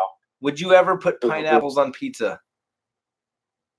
Pineapples on pizza? No. Hell no. I can't stand pineapples on pizza. Hell no. I love pineapples on pizza, but I just found out recently. I know. I'm allergic. I know. I'm allergic. I asked that question. Let's see, 17 episodes, probably about 15 of them, and everybody likes pineapple on pizza but me. What? And if you could remember like anyone's answers on any of these that like stuck out to you, just go ahead and throw those in there too. But all right. Okay. The next question. The reason I said that is because I wonder if you remember my answer on this one. Dream job. Do you remember what mine was and what's yours? Oh shoot, dream job. What was? Oh man, my dream job. Yeah, would be a honestly to be on the radio. I'd love to be a sports talk broadcaster, or be on a network and just talking or just having a conversation like how Howard Stern interviews people, or how Jim does it, or you're doing that. Rogan. I like doing it. Talking to people. I know. Freaking living your dream just because you don't have the multitudes of people like you don't have a million people listening at once. Dude, you're doing it. If you're having a great conversation with someone, you got to ask yourself in the peak of that conversation, this is it. I mean, is it like, am I having, is this what I've been longing for? And you're going to find out 9 times out of 10, yes, it is. Because it's not always about the numbers. It's not always about like the money that comes with it. And I think you know this, but it's like, seriously, man, it's sometimes having a conversation with someone. I always think of this like when I was a sophomore in high school. I remember going to San Antonio, Texas with my best friend, and my brother was there, my sister was there, and a whole bunch of people were there. And we sat outside and we started talking about the universe. I mean, this is so weird, but we're all stoned. We're all smoking weed. Get that psychedelic drug. Exactly. We're having just these conversations. I just remember having this conversation till like 4:00 in the morning, and it was just enlightening. And again, I said this during Lewis and Palmdale's conversation. Scratch a check with a bazillion zeros behind it. It would not pay for that moment. It seriously wouldn't. Yeah. So you're doing it, dude. You're seriously having these conversations, dude. Yeah. Soak it up. NHL player. There you go. NHL player. There you go. Josh is gonna play for the Red Wings. Do you remember what I said? Oh, I can't, man. I apologize, man. It was Kansas, August 24th. Oh, I can't remember. What was it? Kansas City Royals. Think about it. That's right. Baseball player. No. Right. No. Still wrong. Still wrong. Man, I'm failing. Center field cameraman for the Kansas City Royals. Oh, that's right. Because you see every game. That's right. Every home game. I forgot about that. You get to sit there. You get to watch. You get paid to watch baseball. Your favorite team, and you get the best view. I mean, what more could you ask for? All right, that's true. That'd be a cool job. It's definitely the greatest job. All right, or the Packers, but there's only 8 Packer. There's only 8 home Packer games. It's not worth it. It's cold. No, cool, yeah. Freaking hate the cold. Hate it. All right. Which sport would you play? You already said hockey. Hockey. I play hockey. Yeah. What state could you get rid of if you get rid of any state? There's that question stands out from the live show a long time ago when I interviewed Adam Hawk for the first time. He said, "Hey man, I'd get rid of Florida," and there was no explanation. I was like, "I'll just get rid of Florida." I agree with him, man. Get rid of Florida. Sorry, Florida. Florida. I like Florida. I'm not dealing with cockroaches and alligators and whatever. It seems like they're all kind of like they're all pissed off down there, man. If you could get rid of any state. Getting rid of Florida. I'm asking K-Wood if he could get rid of any state. What state would you say? Maybe Tennessee. What? Just the first one that came to mind. What? It's like if there's like seriously, my wife and I have talked about moving, and we have like all the states on this like chalkboard, and we like start. Okay, what we're gonna do is we're gonna get rid of all the states that have like hurricanes. Right? We're going to get rid of all the states that have tornadoes scratching off all this. We're going to get rid of all the states that are cold. And it came down to like 2 states left, and like it was Tennessee and Oklahoma. And you're going to get rid of Tennessee? Dude, they have mountains. They have warm weather all year. Dude, I don't know. Get out. Just go home. Just get out of here. K-Wood went home. Okay. All right. Dude, question number 7. You want to get rid of Florida? Yeah. Hold on. Why do you want to get rid of Florida? Why? Who? Because of the alligators and the cockroaches? The cockroaches? It's like the bugs never go to sleep there, man. So it's like, and it seems like everybody's pissed off down there. Every news story comes out of like Florida, or they can't. It's a weird state. It really is a weird state.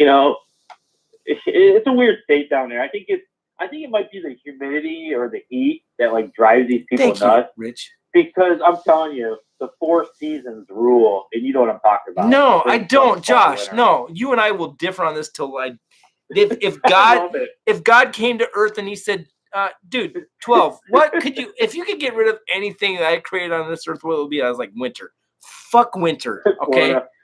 I hate winter. Dude. I love it, man. You can play hockey and get the pond going. You don't need winter for hockey. You go into an arena with coils underwater and it makes ice. It's crazy. Everyone's happy. Everyone wins, man. You could build your snowman on there. Did you guys have snow yet? Dude, Kaywood. Do you want to answer this for me? You guys have snow yet? We have had too much snow already. Going back to the middle of October, it started to snow already. It's depressing. Oh, we just had our first dude. snow, light snow. My balls shrivel up when I leave my house. It's cold outside. I always figure after 11:30 I can say whatever I want because no one's listening anymore. You'd be like Derek Lewis, man. My balls are hot. My balls is burning. All right, Josh. Yeah, go ahead. What TV show are you watching? Are you binging on anything? Are you Netflix guy? Yeah, man. I'm kind of embarrassed to say this, but you know what? You know my better half always finds these shows on Netflix or Hulu, right? Yeah. So right now we are binge watching Queen of the South. It's about drug lords. Really? It's called Queen of the South. It's actually a really good show. What network? Are you talking Netflix or what is this? Yeah, it's on Netflix, and we watched season 1 and got good. the first episode of season 2. It's called Queen of the South. It's actually pretty damn good. I might have checked that one out. That sounds good. I like that one. Yeah. Queens of the South. I'm binge watching that right now. In the theater, what was the last movie you saw? Man, I'm embarrassed, man. I need to get to the theater more. Same way. I'm going to see Star Wars with one of my kids. All right. So I gotta go see Star Wars. But the last movie I saw was The Russian 5, actually, in the movie theater. Yeah, I told you how long ago. That was like last year. If you guys see this, you can't really get a good grasp of what it's like, but this is a 16-foot screen. I got a projector up here. It shoots out. I got 3D glasses. I can watch 3D movies. With the lights are all off, it's high definition. I don't need to go to the theater. I have one in my house. I got a 7.2 Dolby surround sound system. It'll freaking break the windows if I turn it all the way up. It's unbelievable. But yeah, I don't go to movies anymore. I don't have a need, but I feel like my wife and I like it. I just gotta find the time. Like the wife wanted to see Handmaid's Tale, or not Handmaid's Tale, Downtown Abbey or whatever they put to the theater, and I'm like, hell no, man, I ain't going to see that. Yeah. I ain't watching that show. I'm not binge watching that show, man. She watched that one on her own. I ain't going to the theater to see that, some Netflix show or whatever it was, or Hulu. Nope. Yeah. So if the movie's good, I mean, I'll go with the kids. She bought the tickets. Yeah, I'll go with her and see Star Wars. I've seen them all. I might as well finish it up. Yeah, Star Wars. If you don't, 21st, I'll be seeing the movie. If you're like me, you don't get the Star Wars plot because you don't watch it enough to memorize it, like a lot of the geeks out there. But you still appreciate it because the quality, you know. Lucasfilms, they don't do their films with they don't half-ass shit, dude. They make good films. Yeah. All right. So if you could eliminate all but one clone caller, who would you salvage? Who would I eliminate, or who do I like? Who would you keep? Who's your favorite clone? Is the question. My favorite clone outside of Parody Larry, of course. Mike and Indy is my favorite caller of all time. I do declare, man. I do declare. Yeah. Why does Mike and Indy stand out to you? He's not watching that. We can make fun of him. I love Mike and Indy. Because the way he delivers his calls, I think he's good. I like Left too, and I like Brad, of course. But I like Mike and Indy's flow. I like people that are kind of have that savage like mentality, like that Mike Tyson mentality of I'm the best in the world, I'm the best to ever do it, I'm the best to ever come along. I agree. I like that kind of stuff. I gotta tell you, man, it's if you sat back and you just like, I don't know. For me, like when I listened to the Smack Off last year, yeah, these top 5, 6 guys, They are extremely talented, man. We're talking Mike and Andy. We're talking Left. We're talking Brad and Corona. Yeah. Dude, last year was Caleb in Green Bay. Benny and Caleb. Dude, Benny is underrated, man. Benny's underrated. Benny dude, I don't know if that guy's ever done a stand-up comic bit, but he could yeah, he's funny. I mean, seriously. See, I thought Caleb won that thing. I thought he won. I'll be honest with you. Thank you. I thought it was between Rick in Buffalo and Caleb, to be honest. No offense to Brad. No. I thought they won, man. No offense to Brad is exactly right. Brad is a great caller, but last year, dude. Oh yeah, he's one of the legends. Yeah. You know, dude, we cannot take that away from Brad because Brad, no, he's good. He's good. I like. He's Brad. great. I'm just saying. Caleb in Green Bay's call last year was the tits. Creative. It was the tits. I mean, we all love. I mean, seriously, I still don't know how that one did not win. Left in Laguna last year with the fake Kevin Harlan was probably my favorite call, but I think at the moment Caleb, dude, he got me half chub, man. I was so excited about that call. Was that Jason Avant was singing the song or whatever? Jason Avant. It was the guy who sang the Jason Avant song. Yeah. Yeah. But the delivery, Benny and Wisco, he came in with he came in so ready. Brad and Corona. Actually, they were all good, man. But let's be real. Brad and Corona last year when he did the tidy whities for the Canadian boys was probably one of the greatest calls of all time. Can you compare this year's call with that one? I think Brad and Corona the night before when he had Parody Larry on was one of the greatest calls in the jungle in history. That one should have been the smack-off call. And that would have won. But, yeah. I mean, Rick and Buffalo's call was strong, too. So. Chris and St. Pete, part 3. Are you – Chris and St. Pete, did you get your account suspended again? I don't understand these people, man. They get their account suspended. They act the same way. And why did my account get suspended? I got to create a third one. All right. Joshua. Yes, I'm here. I'm proud of you, dude. You've heard me say it a million times. I honestly am, dude. You're crushing it. You're going after your dream. And like I said, don't worry about numbers. Don't worry about monetizing. Just, dude, have fun talking to people. You talk to freaking the EP of the greatest talk show of all time. He enjoys talking to you. They take your call all the time. You are a character. You're dude. If Jim Rome had a movie, if there was like a docuseries, you would definitely be a part of that. So, dude, congratulations. God, I hope so. I'm kidding. No, I appreciate it. Actually, one of my target guests that I want of all time is, man, I want that guy named Pup, man. Pup, man, I am a big fan of that guy. Pup G, Pup and G-Rap. All right, I'm going to tell you this right now. I'm good I could talk him into it. You want him to come on? I'll get him to come on. Oh man, I want Pup so bad, man. I want to hear some of that. Pup, you're right there, dude. Do it, dude. Spend 40 minutes talking to Josh in Detroit. You're gonna enjoy it. It's gonna be great. Give me one if you'll do it. I heard his new song that got released tonight. He got that Friday freestyle. I missed it. Was it as good as Mufasa? I mean, seriously, it was good, man. Listen to Mufasa. Ready? No, we're not ready. K Wood said nope. Dude, Pup said he'll do it, man. He's finally here, man. I know. I got to get with him. He's Friday, there's Saturday, Sunday, what? There's Friday, there's Saturday, Sunday, what? Dude, Mufasa. He's the Woodscopes mascot. All right, Josh, dude, it's closing time. Again, I can't say it enough. Warm fuzzies in the Woodscopes tonight. Josh has been killing it. Your podcast is awesome. You guys check him out. Go to iTunes, go to Spotify, search Josh in Detroit. You can't miss it. If you go to Twitter and you go to Josh's account, you can't miss it. He's got it posted everywhere. Yeah, dude. Good job. Keep killing it. Make this a goal. Dude, promise me this. You're gonna get Elkington on your show. I hope it's a dream. It's a dream of mine. I hope so. Keep asking him, man. He could say no 1,000 times, but all you need is one yes.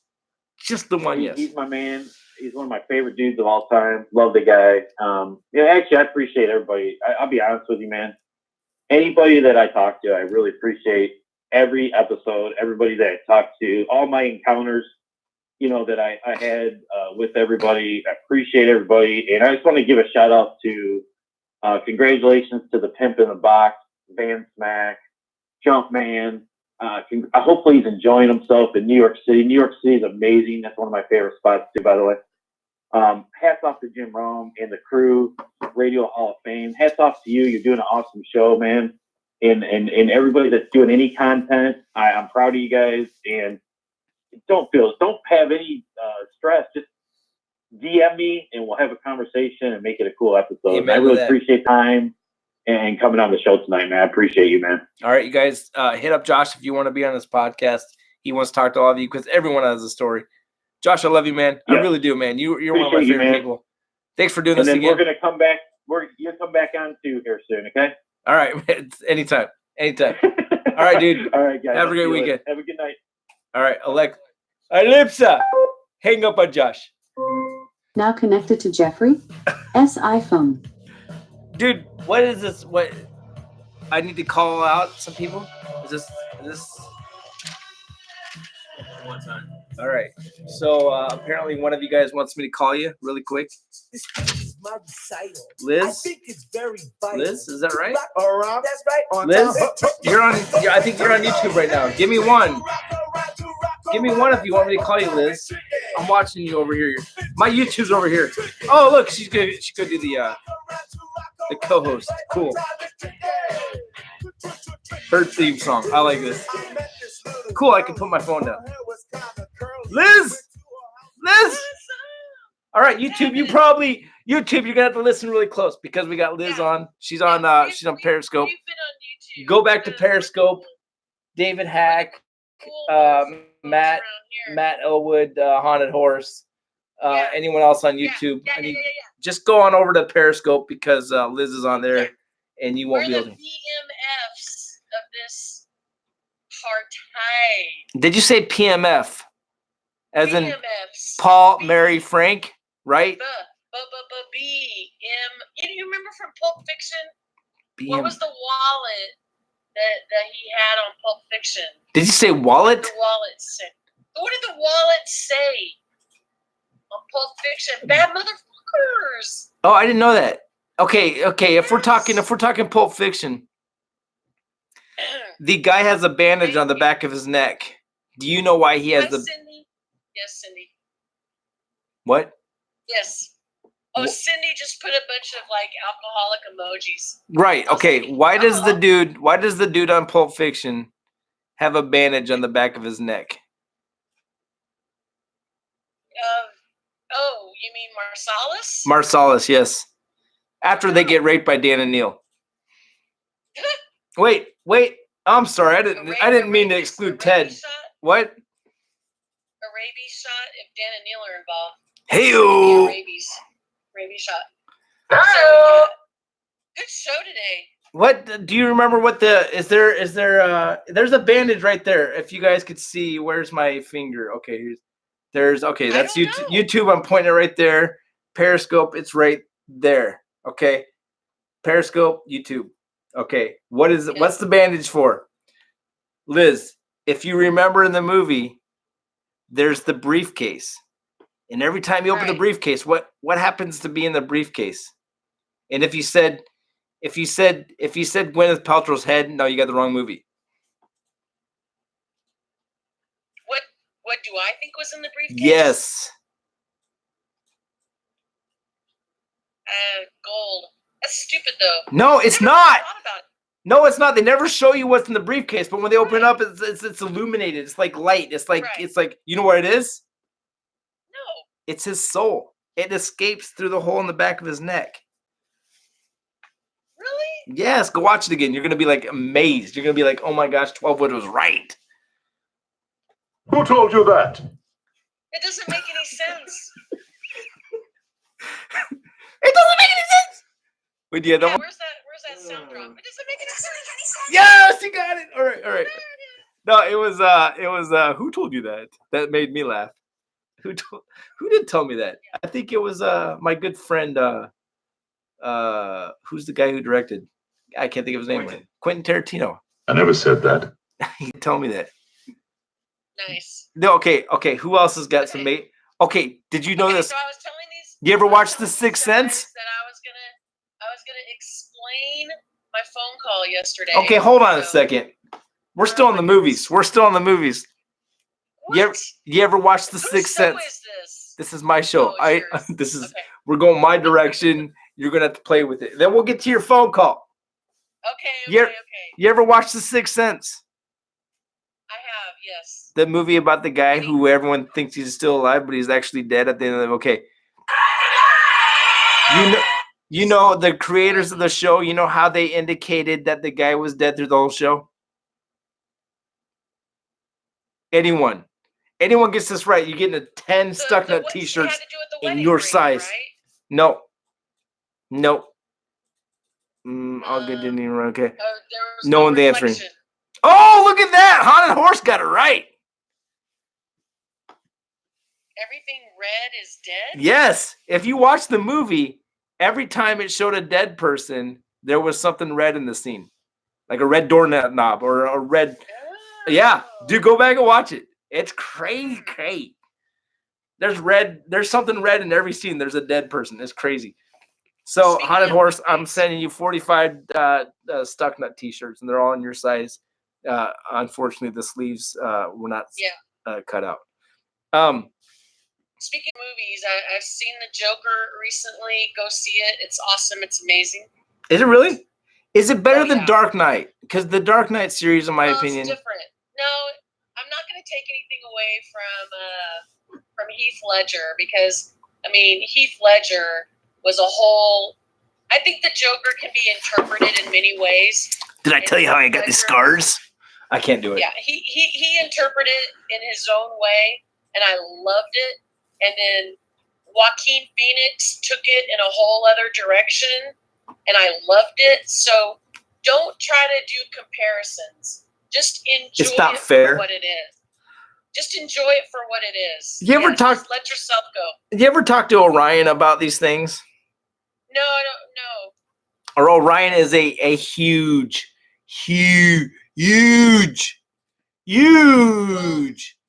a comic book guy. And he had likes to stick to the comic book part of it. I don't blame him though, because it should be kind of that way. I'm more of the artistic. I get that. No, I get both sides because him and I argue about that. He hates the fact that I'm a huge Dark Knight guy. I love the Dark Knight series. I'm just like, there's like the trilogy there with the Begins, the Dark Knight, and the Dark Knight Rises. Seriously, it's like some of the best cinematography on earth. And what he told me about this whole Joker thing is that the Joker does not exist without Batman. Batman is a I should have him come on here and explain this.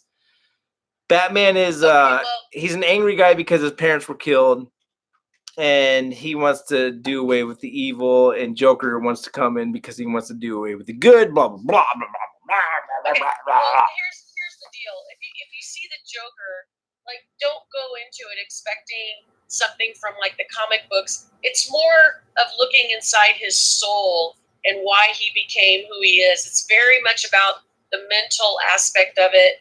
It's just very, very well done. I think it is. I just really do. I have to check it out. I think I'm going to be a fan of it. I really do. Just let yourself go and flow with it. Flow with it. Because Joaquin Phoenix really killed it. Let yourself go. And he's one of those guys that is not like a real flashy actor. He takes it very seriously. I like Joaquin. Kind of like Jake Gyllenhaal. Wait. Not real flashy, but whatever they do, it's very serious and Yeah. No, I think he's a great actor. I've seen him in a lot of movies. I mean, we're talking everything from like what movie was he in with Brad? Was he in Troy? Was he in The Gladiator? I know he's in one of those movies as like some kind of ruler. Yes, Gladiator. Where he goes like this. Gladiator. Yes. Gladiator.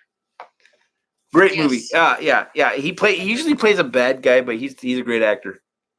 And then I'm real excited because I'm a huge Shining. You know, The Shining is a great movie. Stanley Kubrick, and the Sleep Doctor. Is that what it's called? Something is opening this weekend. I think it's the Sleep Doctor. Yeah. Yeah. It's like Kaywood said yes. He watches every movie except Dr. for the Sleep. 55 DVDs I gave him.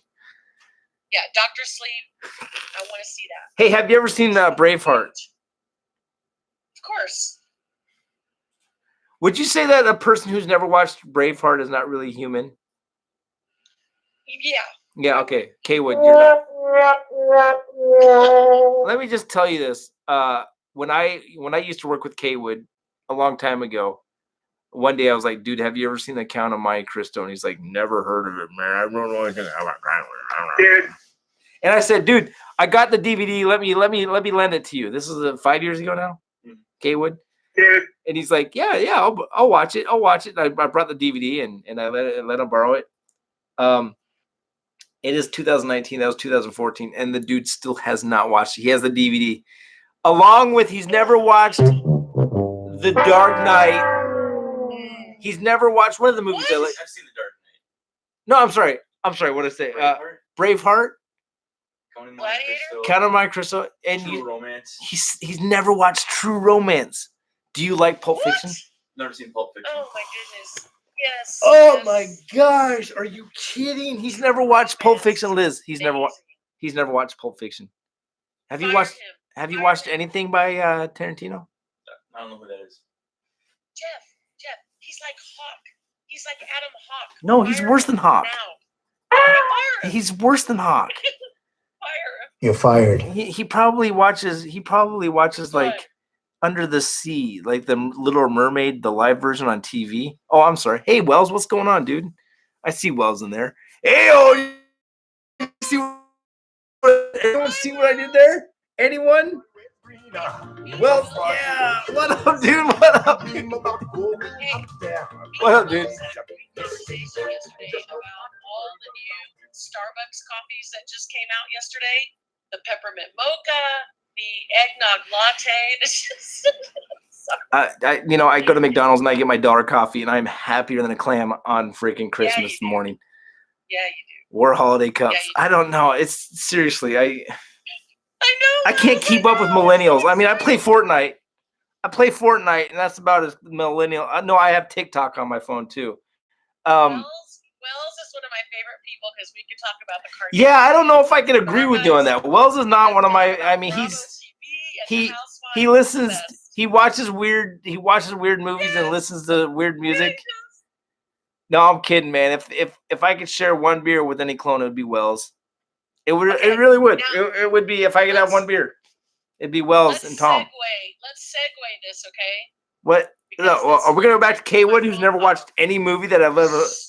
Have you ever seen Eternal Sunshine for the Spotless Mind? Yes. Great movie. Yes. Great movie. Yes. You know, your brother is like one of my best friends. I don't know who that is. Shut up. He got me into whoever does those movies. Wes Anderson. Grand Yeah, no, Wes Anderson. He lives and dies by that shit. Relax. You settle down, and that, and then the Royal Tenenbaums, and all fantastic movies. Which, let me tell you, you need to have a buzz. He's an acquired taste type of guy. He looks for things that require acquired taste. Are weird. I'm the same way. Acquired? Like weird, offbeat. He off the beaten path. Requires acquired. Quirky. That was hard to say. No, he likes that shit.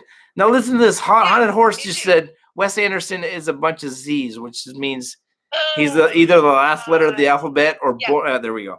I see it. I see it. That's where his mind is. I see it. Okay, Wes Anderson. I appreciate. Okay, I saw the Budapest Hotel. And I appreciated every moment from start to finish. Yes. It didn't captivate me though. Maybe I got to watch it again. Maybe I was tired. I did a long road trip. I don't know. Put your headphones on, and it's kind of real fantasy, real ethereal. It's just really, it's adorable. It's cute. You know what movie I saw recently that has very good like cinematography, like with the abstract paintings and shit in the background? Has anyone ever seen? Give me ones if you have. The what's the Walter Mitty? What's the Sean Penn made it? Secret Life of Walter Mitty. Yes, Stiller. Ben Stiller movie. Absolutely, you've seen it. See, Kaywood gets to keep his job for another week. Yeah, thank you, Chris. Look at Chris participating. Wes Anderson films, fantastic. Proud of IPA you, enthusiast. Okay, I've seen the preview. Laugh out loud. Well, okay, the preview. Yeah, I guess you just saw the best parts. Hey, Wells, did you ever see The Lion King? Okay. Dude, anyway. would you? Continue. Seriously. Well, it was good. No, you know what, Liz? I about hung up on you there, but I don't know where the hang up button is. It's like frick, there somewhere. Somewhere. Okay, stop. All right. If you guys were me and Kaywood owns if he has possession of all of your DVDs, which one would you tell him to watch first? 1, Braveheart, seriously. 2, The Count of Monte Cristo. I'm sure most of you haven't seen that one. 3, what is the third one?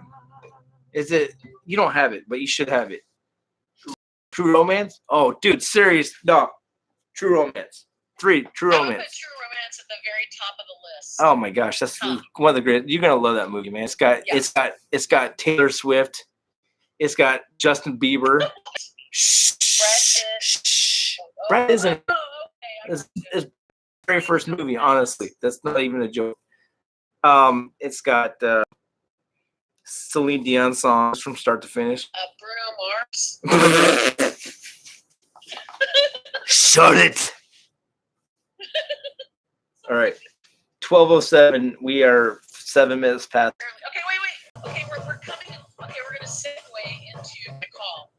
So, yeah, you're gonna call. You called the Jim Rome show, and I think you mentioned the wood scopes, which means what does she win? We haven't decided yet. Kaywood and I are gonna come up with a gift. Here's the deal. You know how we're talking here. You know, like I'm talking about the Wells and you and the things that. I mean, if it wasn't for the Jim Rome show, we would not all be talking right now. You know what I mean? Amen to that. My call yesterday was for the clones. You haven't called in a long time. It's been a while. The last time I called was for Randall. Randall. Let me just pull out some for Randall. I miss that guy, man. I'm gonna drink for Randall. I love Randall. Let's all drink for Randall right now. Boom. I am right now. Cheers to Randall. I love Randall. Anyway, great guy. So my call yesterday was I wanted to just reminisce about everything about the Jim Rome show. That the clones contributed, the gloss, the shows, you and stuff, and Matt in Vancouver, the podcast, and then I wanted to mention like the Kirstie Alley. Well, I talked to you yesterday morning before I even made the call. We went over it, right? And Matt too. Yeah, I talked to both you and Matt.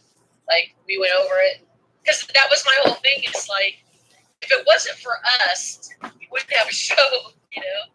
Like everything that we talk about is stuff that we invented.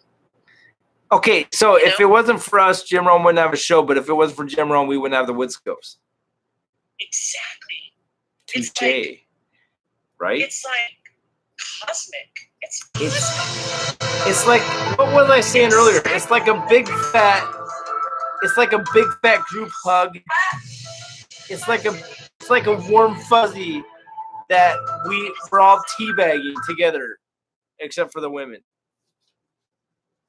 You guys know what a teabag is? Do I need to explain it? No, I'm not going to explain it. Okay. What? Teabagging? Jeff. It has a lot to do with like decaf or caffeinated. I can't remember.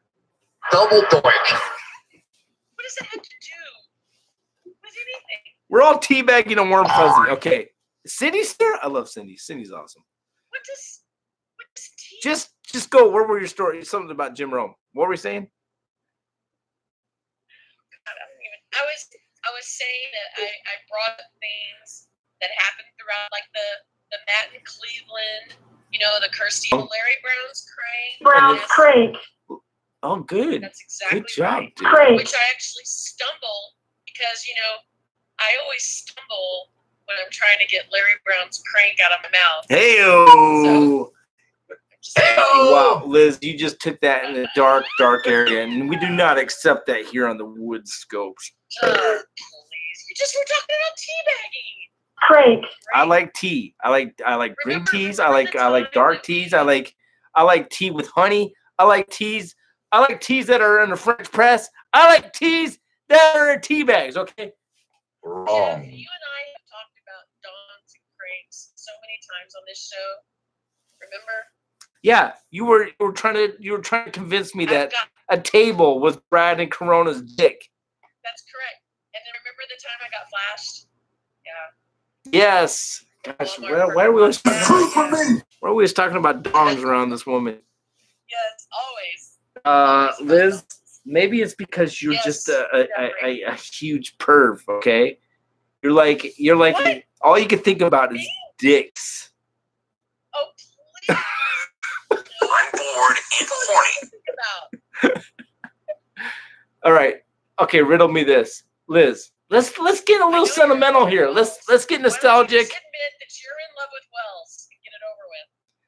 Honestly, if I was gay, if I was gay, I'm going to tell you this right now. If I was gay, Wells, please do not cut your hair, okay? Okay, that's all I'm going to say. Wow. Yeah. Oh, yeah. Oh, you know what? Oh, this is on video? Shit. Okay. We're way past our time, but Liz, okay, nostalgic. We're going back to Jim Rome because Jim Rome deserves all the praise he's getting tonight because he won the freaking. He won. He earned. He's a Hall of Famer. All right. Yes. We have to donate it. No, Wells, can you wait till it's 24 inches and just get 12 inches off? 12. All right, Liz, let's talk about this for a minute.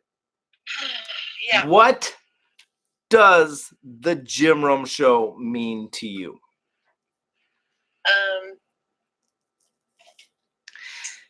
Like, is it like what I said? Is it like I said in the tweet that there's no device, no measuring tool that could ever measure what he's done?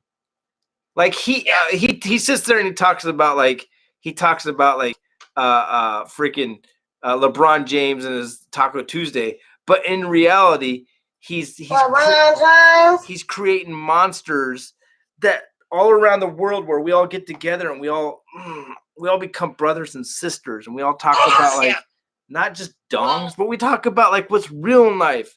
You know what I mean? I don't know. I think we connect in a comedy level, and we're all sports fans too, and it's an escape, right? But for me, in the past 2 years, I've made incredible relationships with people. I've made friends I know I'm going to have for life, and Amen that's to that. probably been the most. Yes, play the Titanic music. No, it's fitting. It really is. It's fitting. It's totally. Liz, you and I were great friends. I'm friends with Kay Wood over here. Of course we are. I'm friends with about 15 people in this jungle that are gonna be. If Jim Rome's show gets canceled tomorrow, they're still getting Christmas cards from me for 15 years from now. You know what I mean? Yeah. Wells, you're one of those dudes, man. And it's not about your beautiful locks, dude. It's right. Hey, remember something? You should tell everybody that you're going to have a very special show coming up at the end of the year regarding awards. Yeah, that's definitely going to happen. Okay, so Jim Rome yesterday, this is going to be twofold, okay? You said something that opened up a wormhole for two things. One, an awards show. This needs to happen because it just needs to happen. Let's start talking about the Woodies. Who said that? Haunted Horse. Amen to that. Yes. No, let's make it more universal though. You know what I mean? I want to get Stucknut involved. I haven't talked to Stucknut about it. Pool Doc, if you're in here, hit the button because I want to get your advice. I want to get your opinion on this. We need to have an award show that's not centered around like I know you guys have it on Stuck Nut. You guys have it centered around like who has the best forum and shit. Let's have an award show with me, Steve, Pool Doc, Bacon, K-Wood, and we're gonna have it centered around like gym room callers, tweeters, emailers, lady clones, male clones, all of the above. Where's Pool Doc? I'm waiting for him to come in. You guys, okay. Yeah. Second of all, Where's Pool Doc? Second of all, what's going to happen probably early part of the year, as soon as Lauren gets out of rehab. Can I say that? God. Let's do it. I'm going to whisper this because I don't want everyone to hear it. Okay. Hey, Pool Doc. No. Pool Doc. Hey, no, I'm telling Pool Doc to get in, and then I'm going to get out. Pool Doc, get in, and then I'm going to get out. Yeah, get in and she'll get out. It's like a really bad porn. Okay. Okay. Shh. Okay. Early part of the year, I gotta whisper this shit. Okay. YouTube, are you listening? YouTube, I see right there. I'm drunk, and then you talk about something. Okay. What's gonna happen? Don't tell Jim this. Okay. Jim, if you're watching, hit the power button on your phone right now. As soon as Lauren gets out of rehab, we're gonna get Lauren, we're gonna get Josh in Detroit, we're gonna get Parody Larry, we're gonna get Andy in Rockland. We're gonna get who else? Who am I missing? Wet and Wild. Jeff in San Antonio. Jeff and we're gonna get Dave and Dr. Dave. We're gonna have there's gonna be prizes involved. The hack off will be on the wood scopes. The hack off. Oh, the hack off will be here on the wood scopes. Okay? Yes. I'm not asking for ones here. Unless Jim says I'm just joking. We're gonna have the hack off on the Jim Rome show. But last time he said it Friday was the Thursday. He said we're not gonna have the hack off. That left me a green light, you guys. That Jim, if you secretly shut off the show, but you're actually still listening, you gave me permission when you said that. Because if you said you're going to do it, no, we're canceling it, okay? But the hack off will be on the wood scopes. Well, that's kind of a coinky dink. Pool Doc, are you Pool Doc? Wake up, dude. Wake up, dude. Pool Doc, where you at? Is it 12:17? I don't know. Is Liz still here? I'm still here. Liz, when did you get here? What? Liz, if you had your choice between True Romance, Braveheart, and Fever Pitch, which one would you pick? True Romance. Ew. You're gonna watch True Romance this week? Talk to me, all right? No, K-Wood.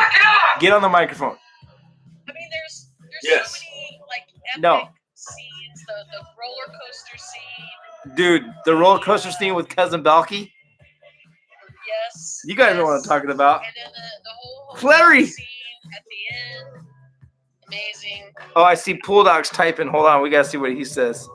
Sweet Home Alabama. Final answer. What are you talking about? Good show, bro. Dude. Pool Dog. Fuck your cool show, bro. Get on here. 1 minute. I'm only asking for 2 minutes, dude. Yeah. 3 minutes. I promise I'll have you off in 4 minutes. Promise. No longer than 5. Where you at, Pool Dog? Get Jana on here. Jana is my favorite clone. If I could have a beer with one clone, it's Jana.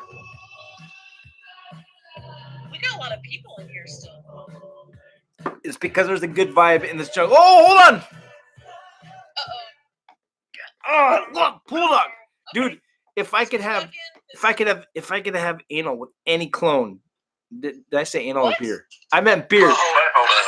If I could have a beer with any clone, it's Pool Dog. Did I say anal? Okay, I didn't say anal. I'm gonna hang up now. Hi, Pool Dog. I'm gonna hang up. I'm gonna get back to my homies in our chat group. Pool Dog, what do you think of the awards show? Did you hear me saying that? Bye, Liz. Crank. What's going on? Hey, Bulldog, are you there? Jana? Wait, I can't hear you. You can't hear me. I'm right here. It's 12 Wood. If you can't hear me, follow your heart, dude. What's that? Are you there? Is Bulldog there?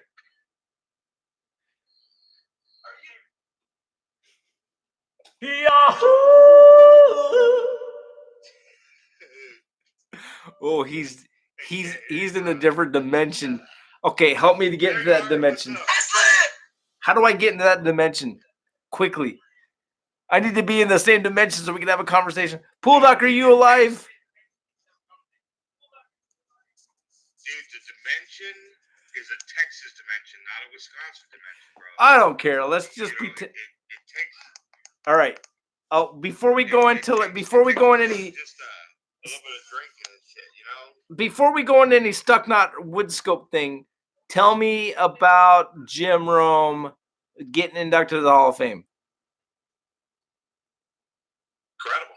Isn't it? John, man, pulled it off, dude. That's our dude. I mean, you know, I've been listening for so long, 12. It was just like, I was kind of like, almost brought to tears, to be honest with you. Right? I don't want to be all getting all up in SA, but dude, I mean, fuck, man, we've been listening to that dude since forever, and if anyone earned that shit, it was him, bro. Anyone. Amen to that. All right. So we're gonna have a business meeting right now. It's 12:21, 21 minutes. We already shut off the show 21 minutes ago. All right. Me, you, Stucknut, and Bacon, and K Wood back here. An award show. What do you think? At the end of the year. In.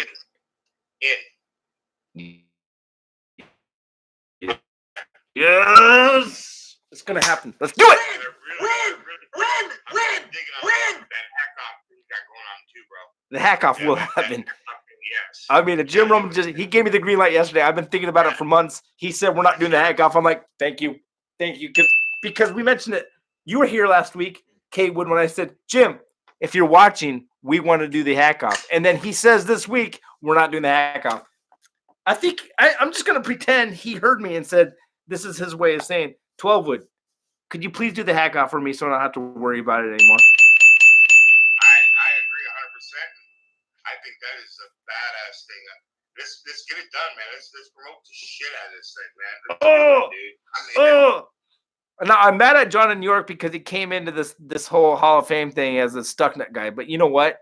I still love you guys. I still love. I don't know how that worked out or anything like that. I'm just down on the fact that the dude got us a fucking signed hat, bro. That's awesome. That signed hat has got my name written all over it, so that motherfucker's gonna come. No, it's got Jim Rome's name written all over it. No, yeah, but man, I'm gonna go down to Steve's. I'm gonna go fucking rip that son of a bitch off, bro. That's awesome. All right, dude. We're gonna end the show right here, dude. Bulldog, you know how much I love you. If it was a scale of 1 to 10, you'd be like a 19, bro. No, yeah. If I would have had a beer with anybody, it wouldn't be you, bro. It'd be somebody else. If I could have one beer, though, it would be with you. Yeah. Not you, bro. I'd save that beer. All right, dude. Have a good weekend. Jana, I love you. Jana, if I could have one beer with any clone, it'd be you. All right, bro. Later. All right, later. You guys, Woodscopes is over, man. This has been one of the greater episodes. K Wood, final words. No. What are you watching this week? Count of Monte Cristo. No. Tomorrow morning. Yeah, sure, but no, dude. Watch True Romance. Okay, True Seriously, Romance. Yes, that's the one. Okay, I love you guys. Jim Rome, I know you're not watching. It's 12:24. Hey, wait. Before we end the show, I gotta check my DMs really quick.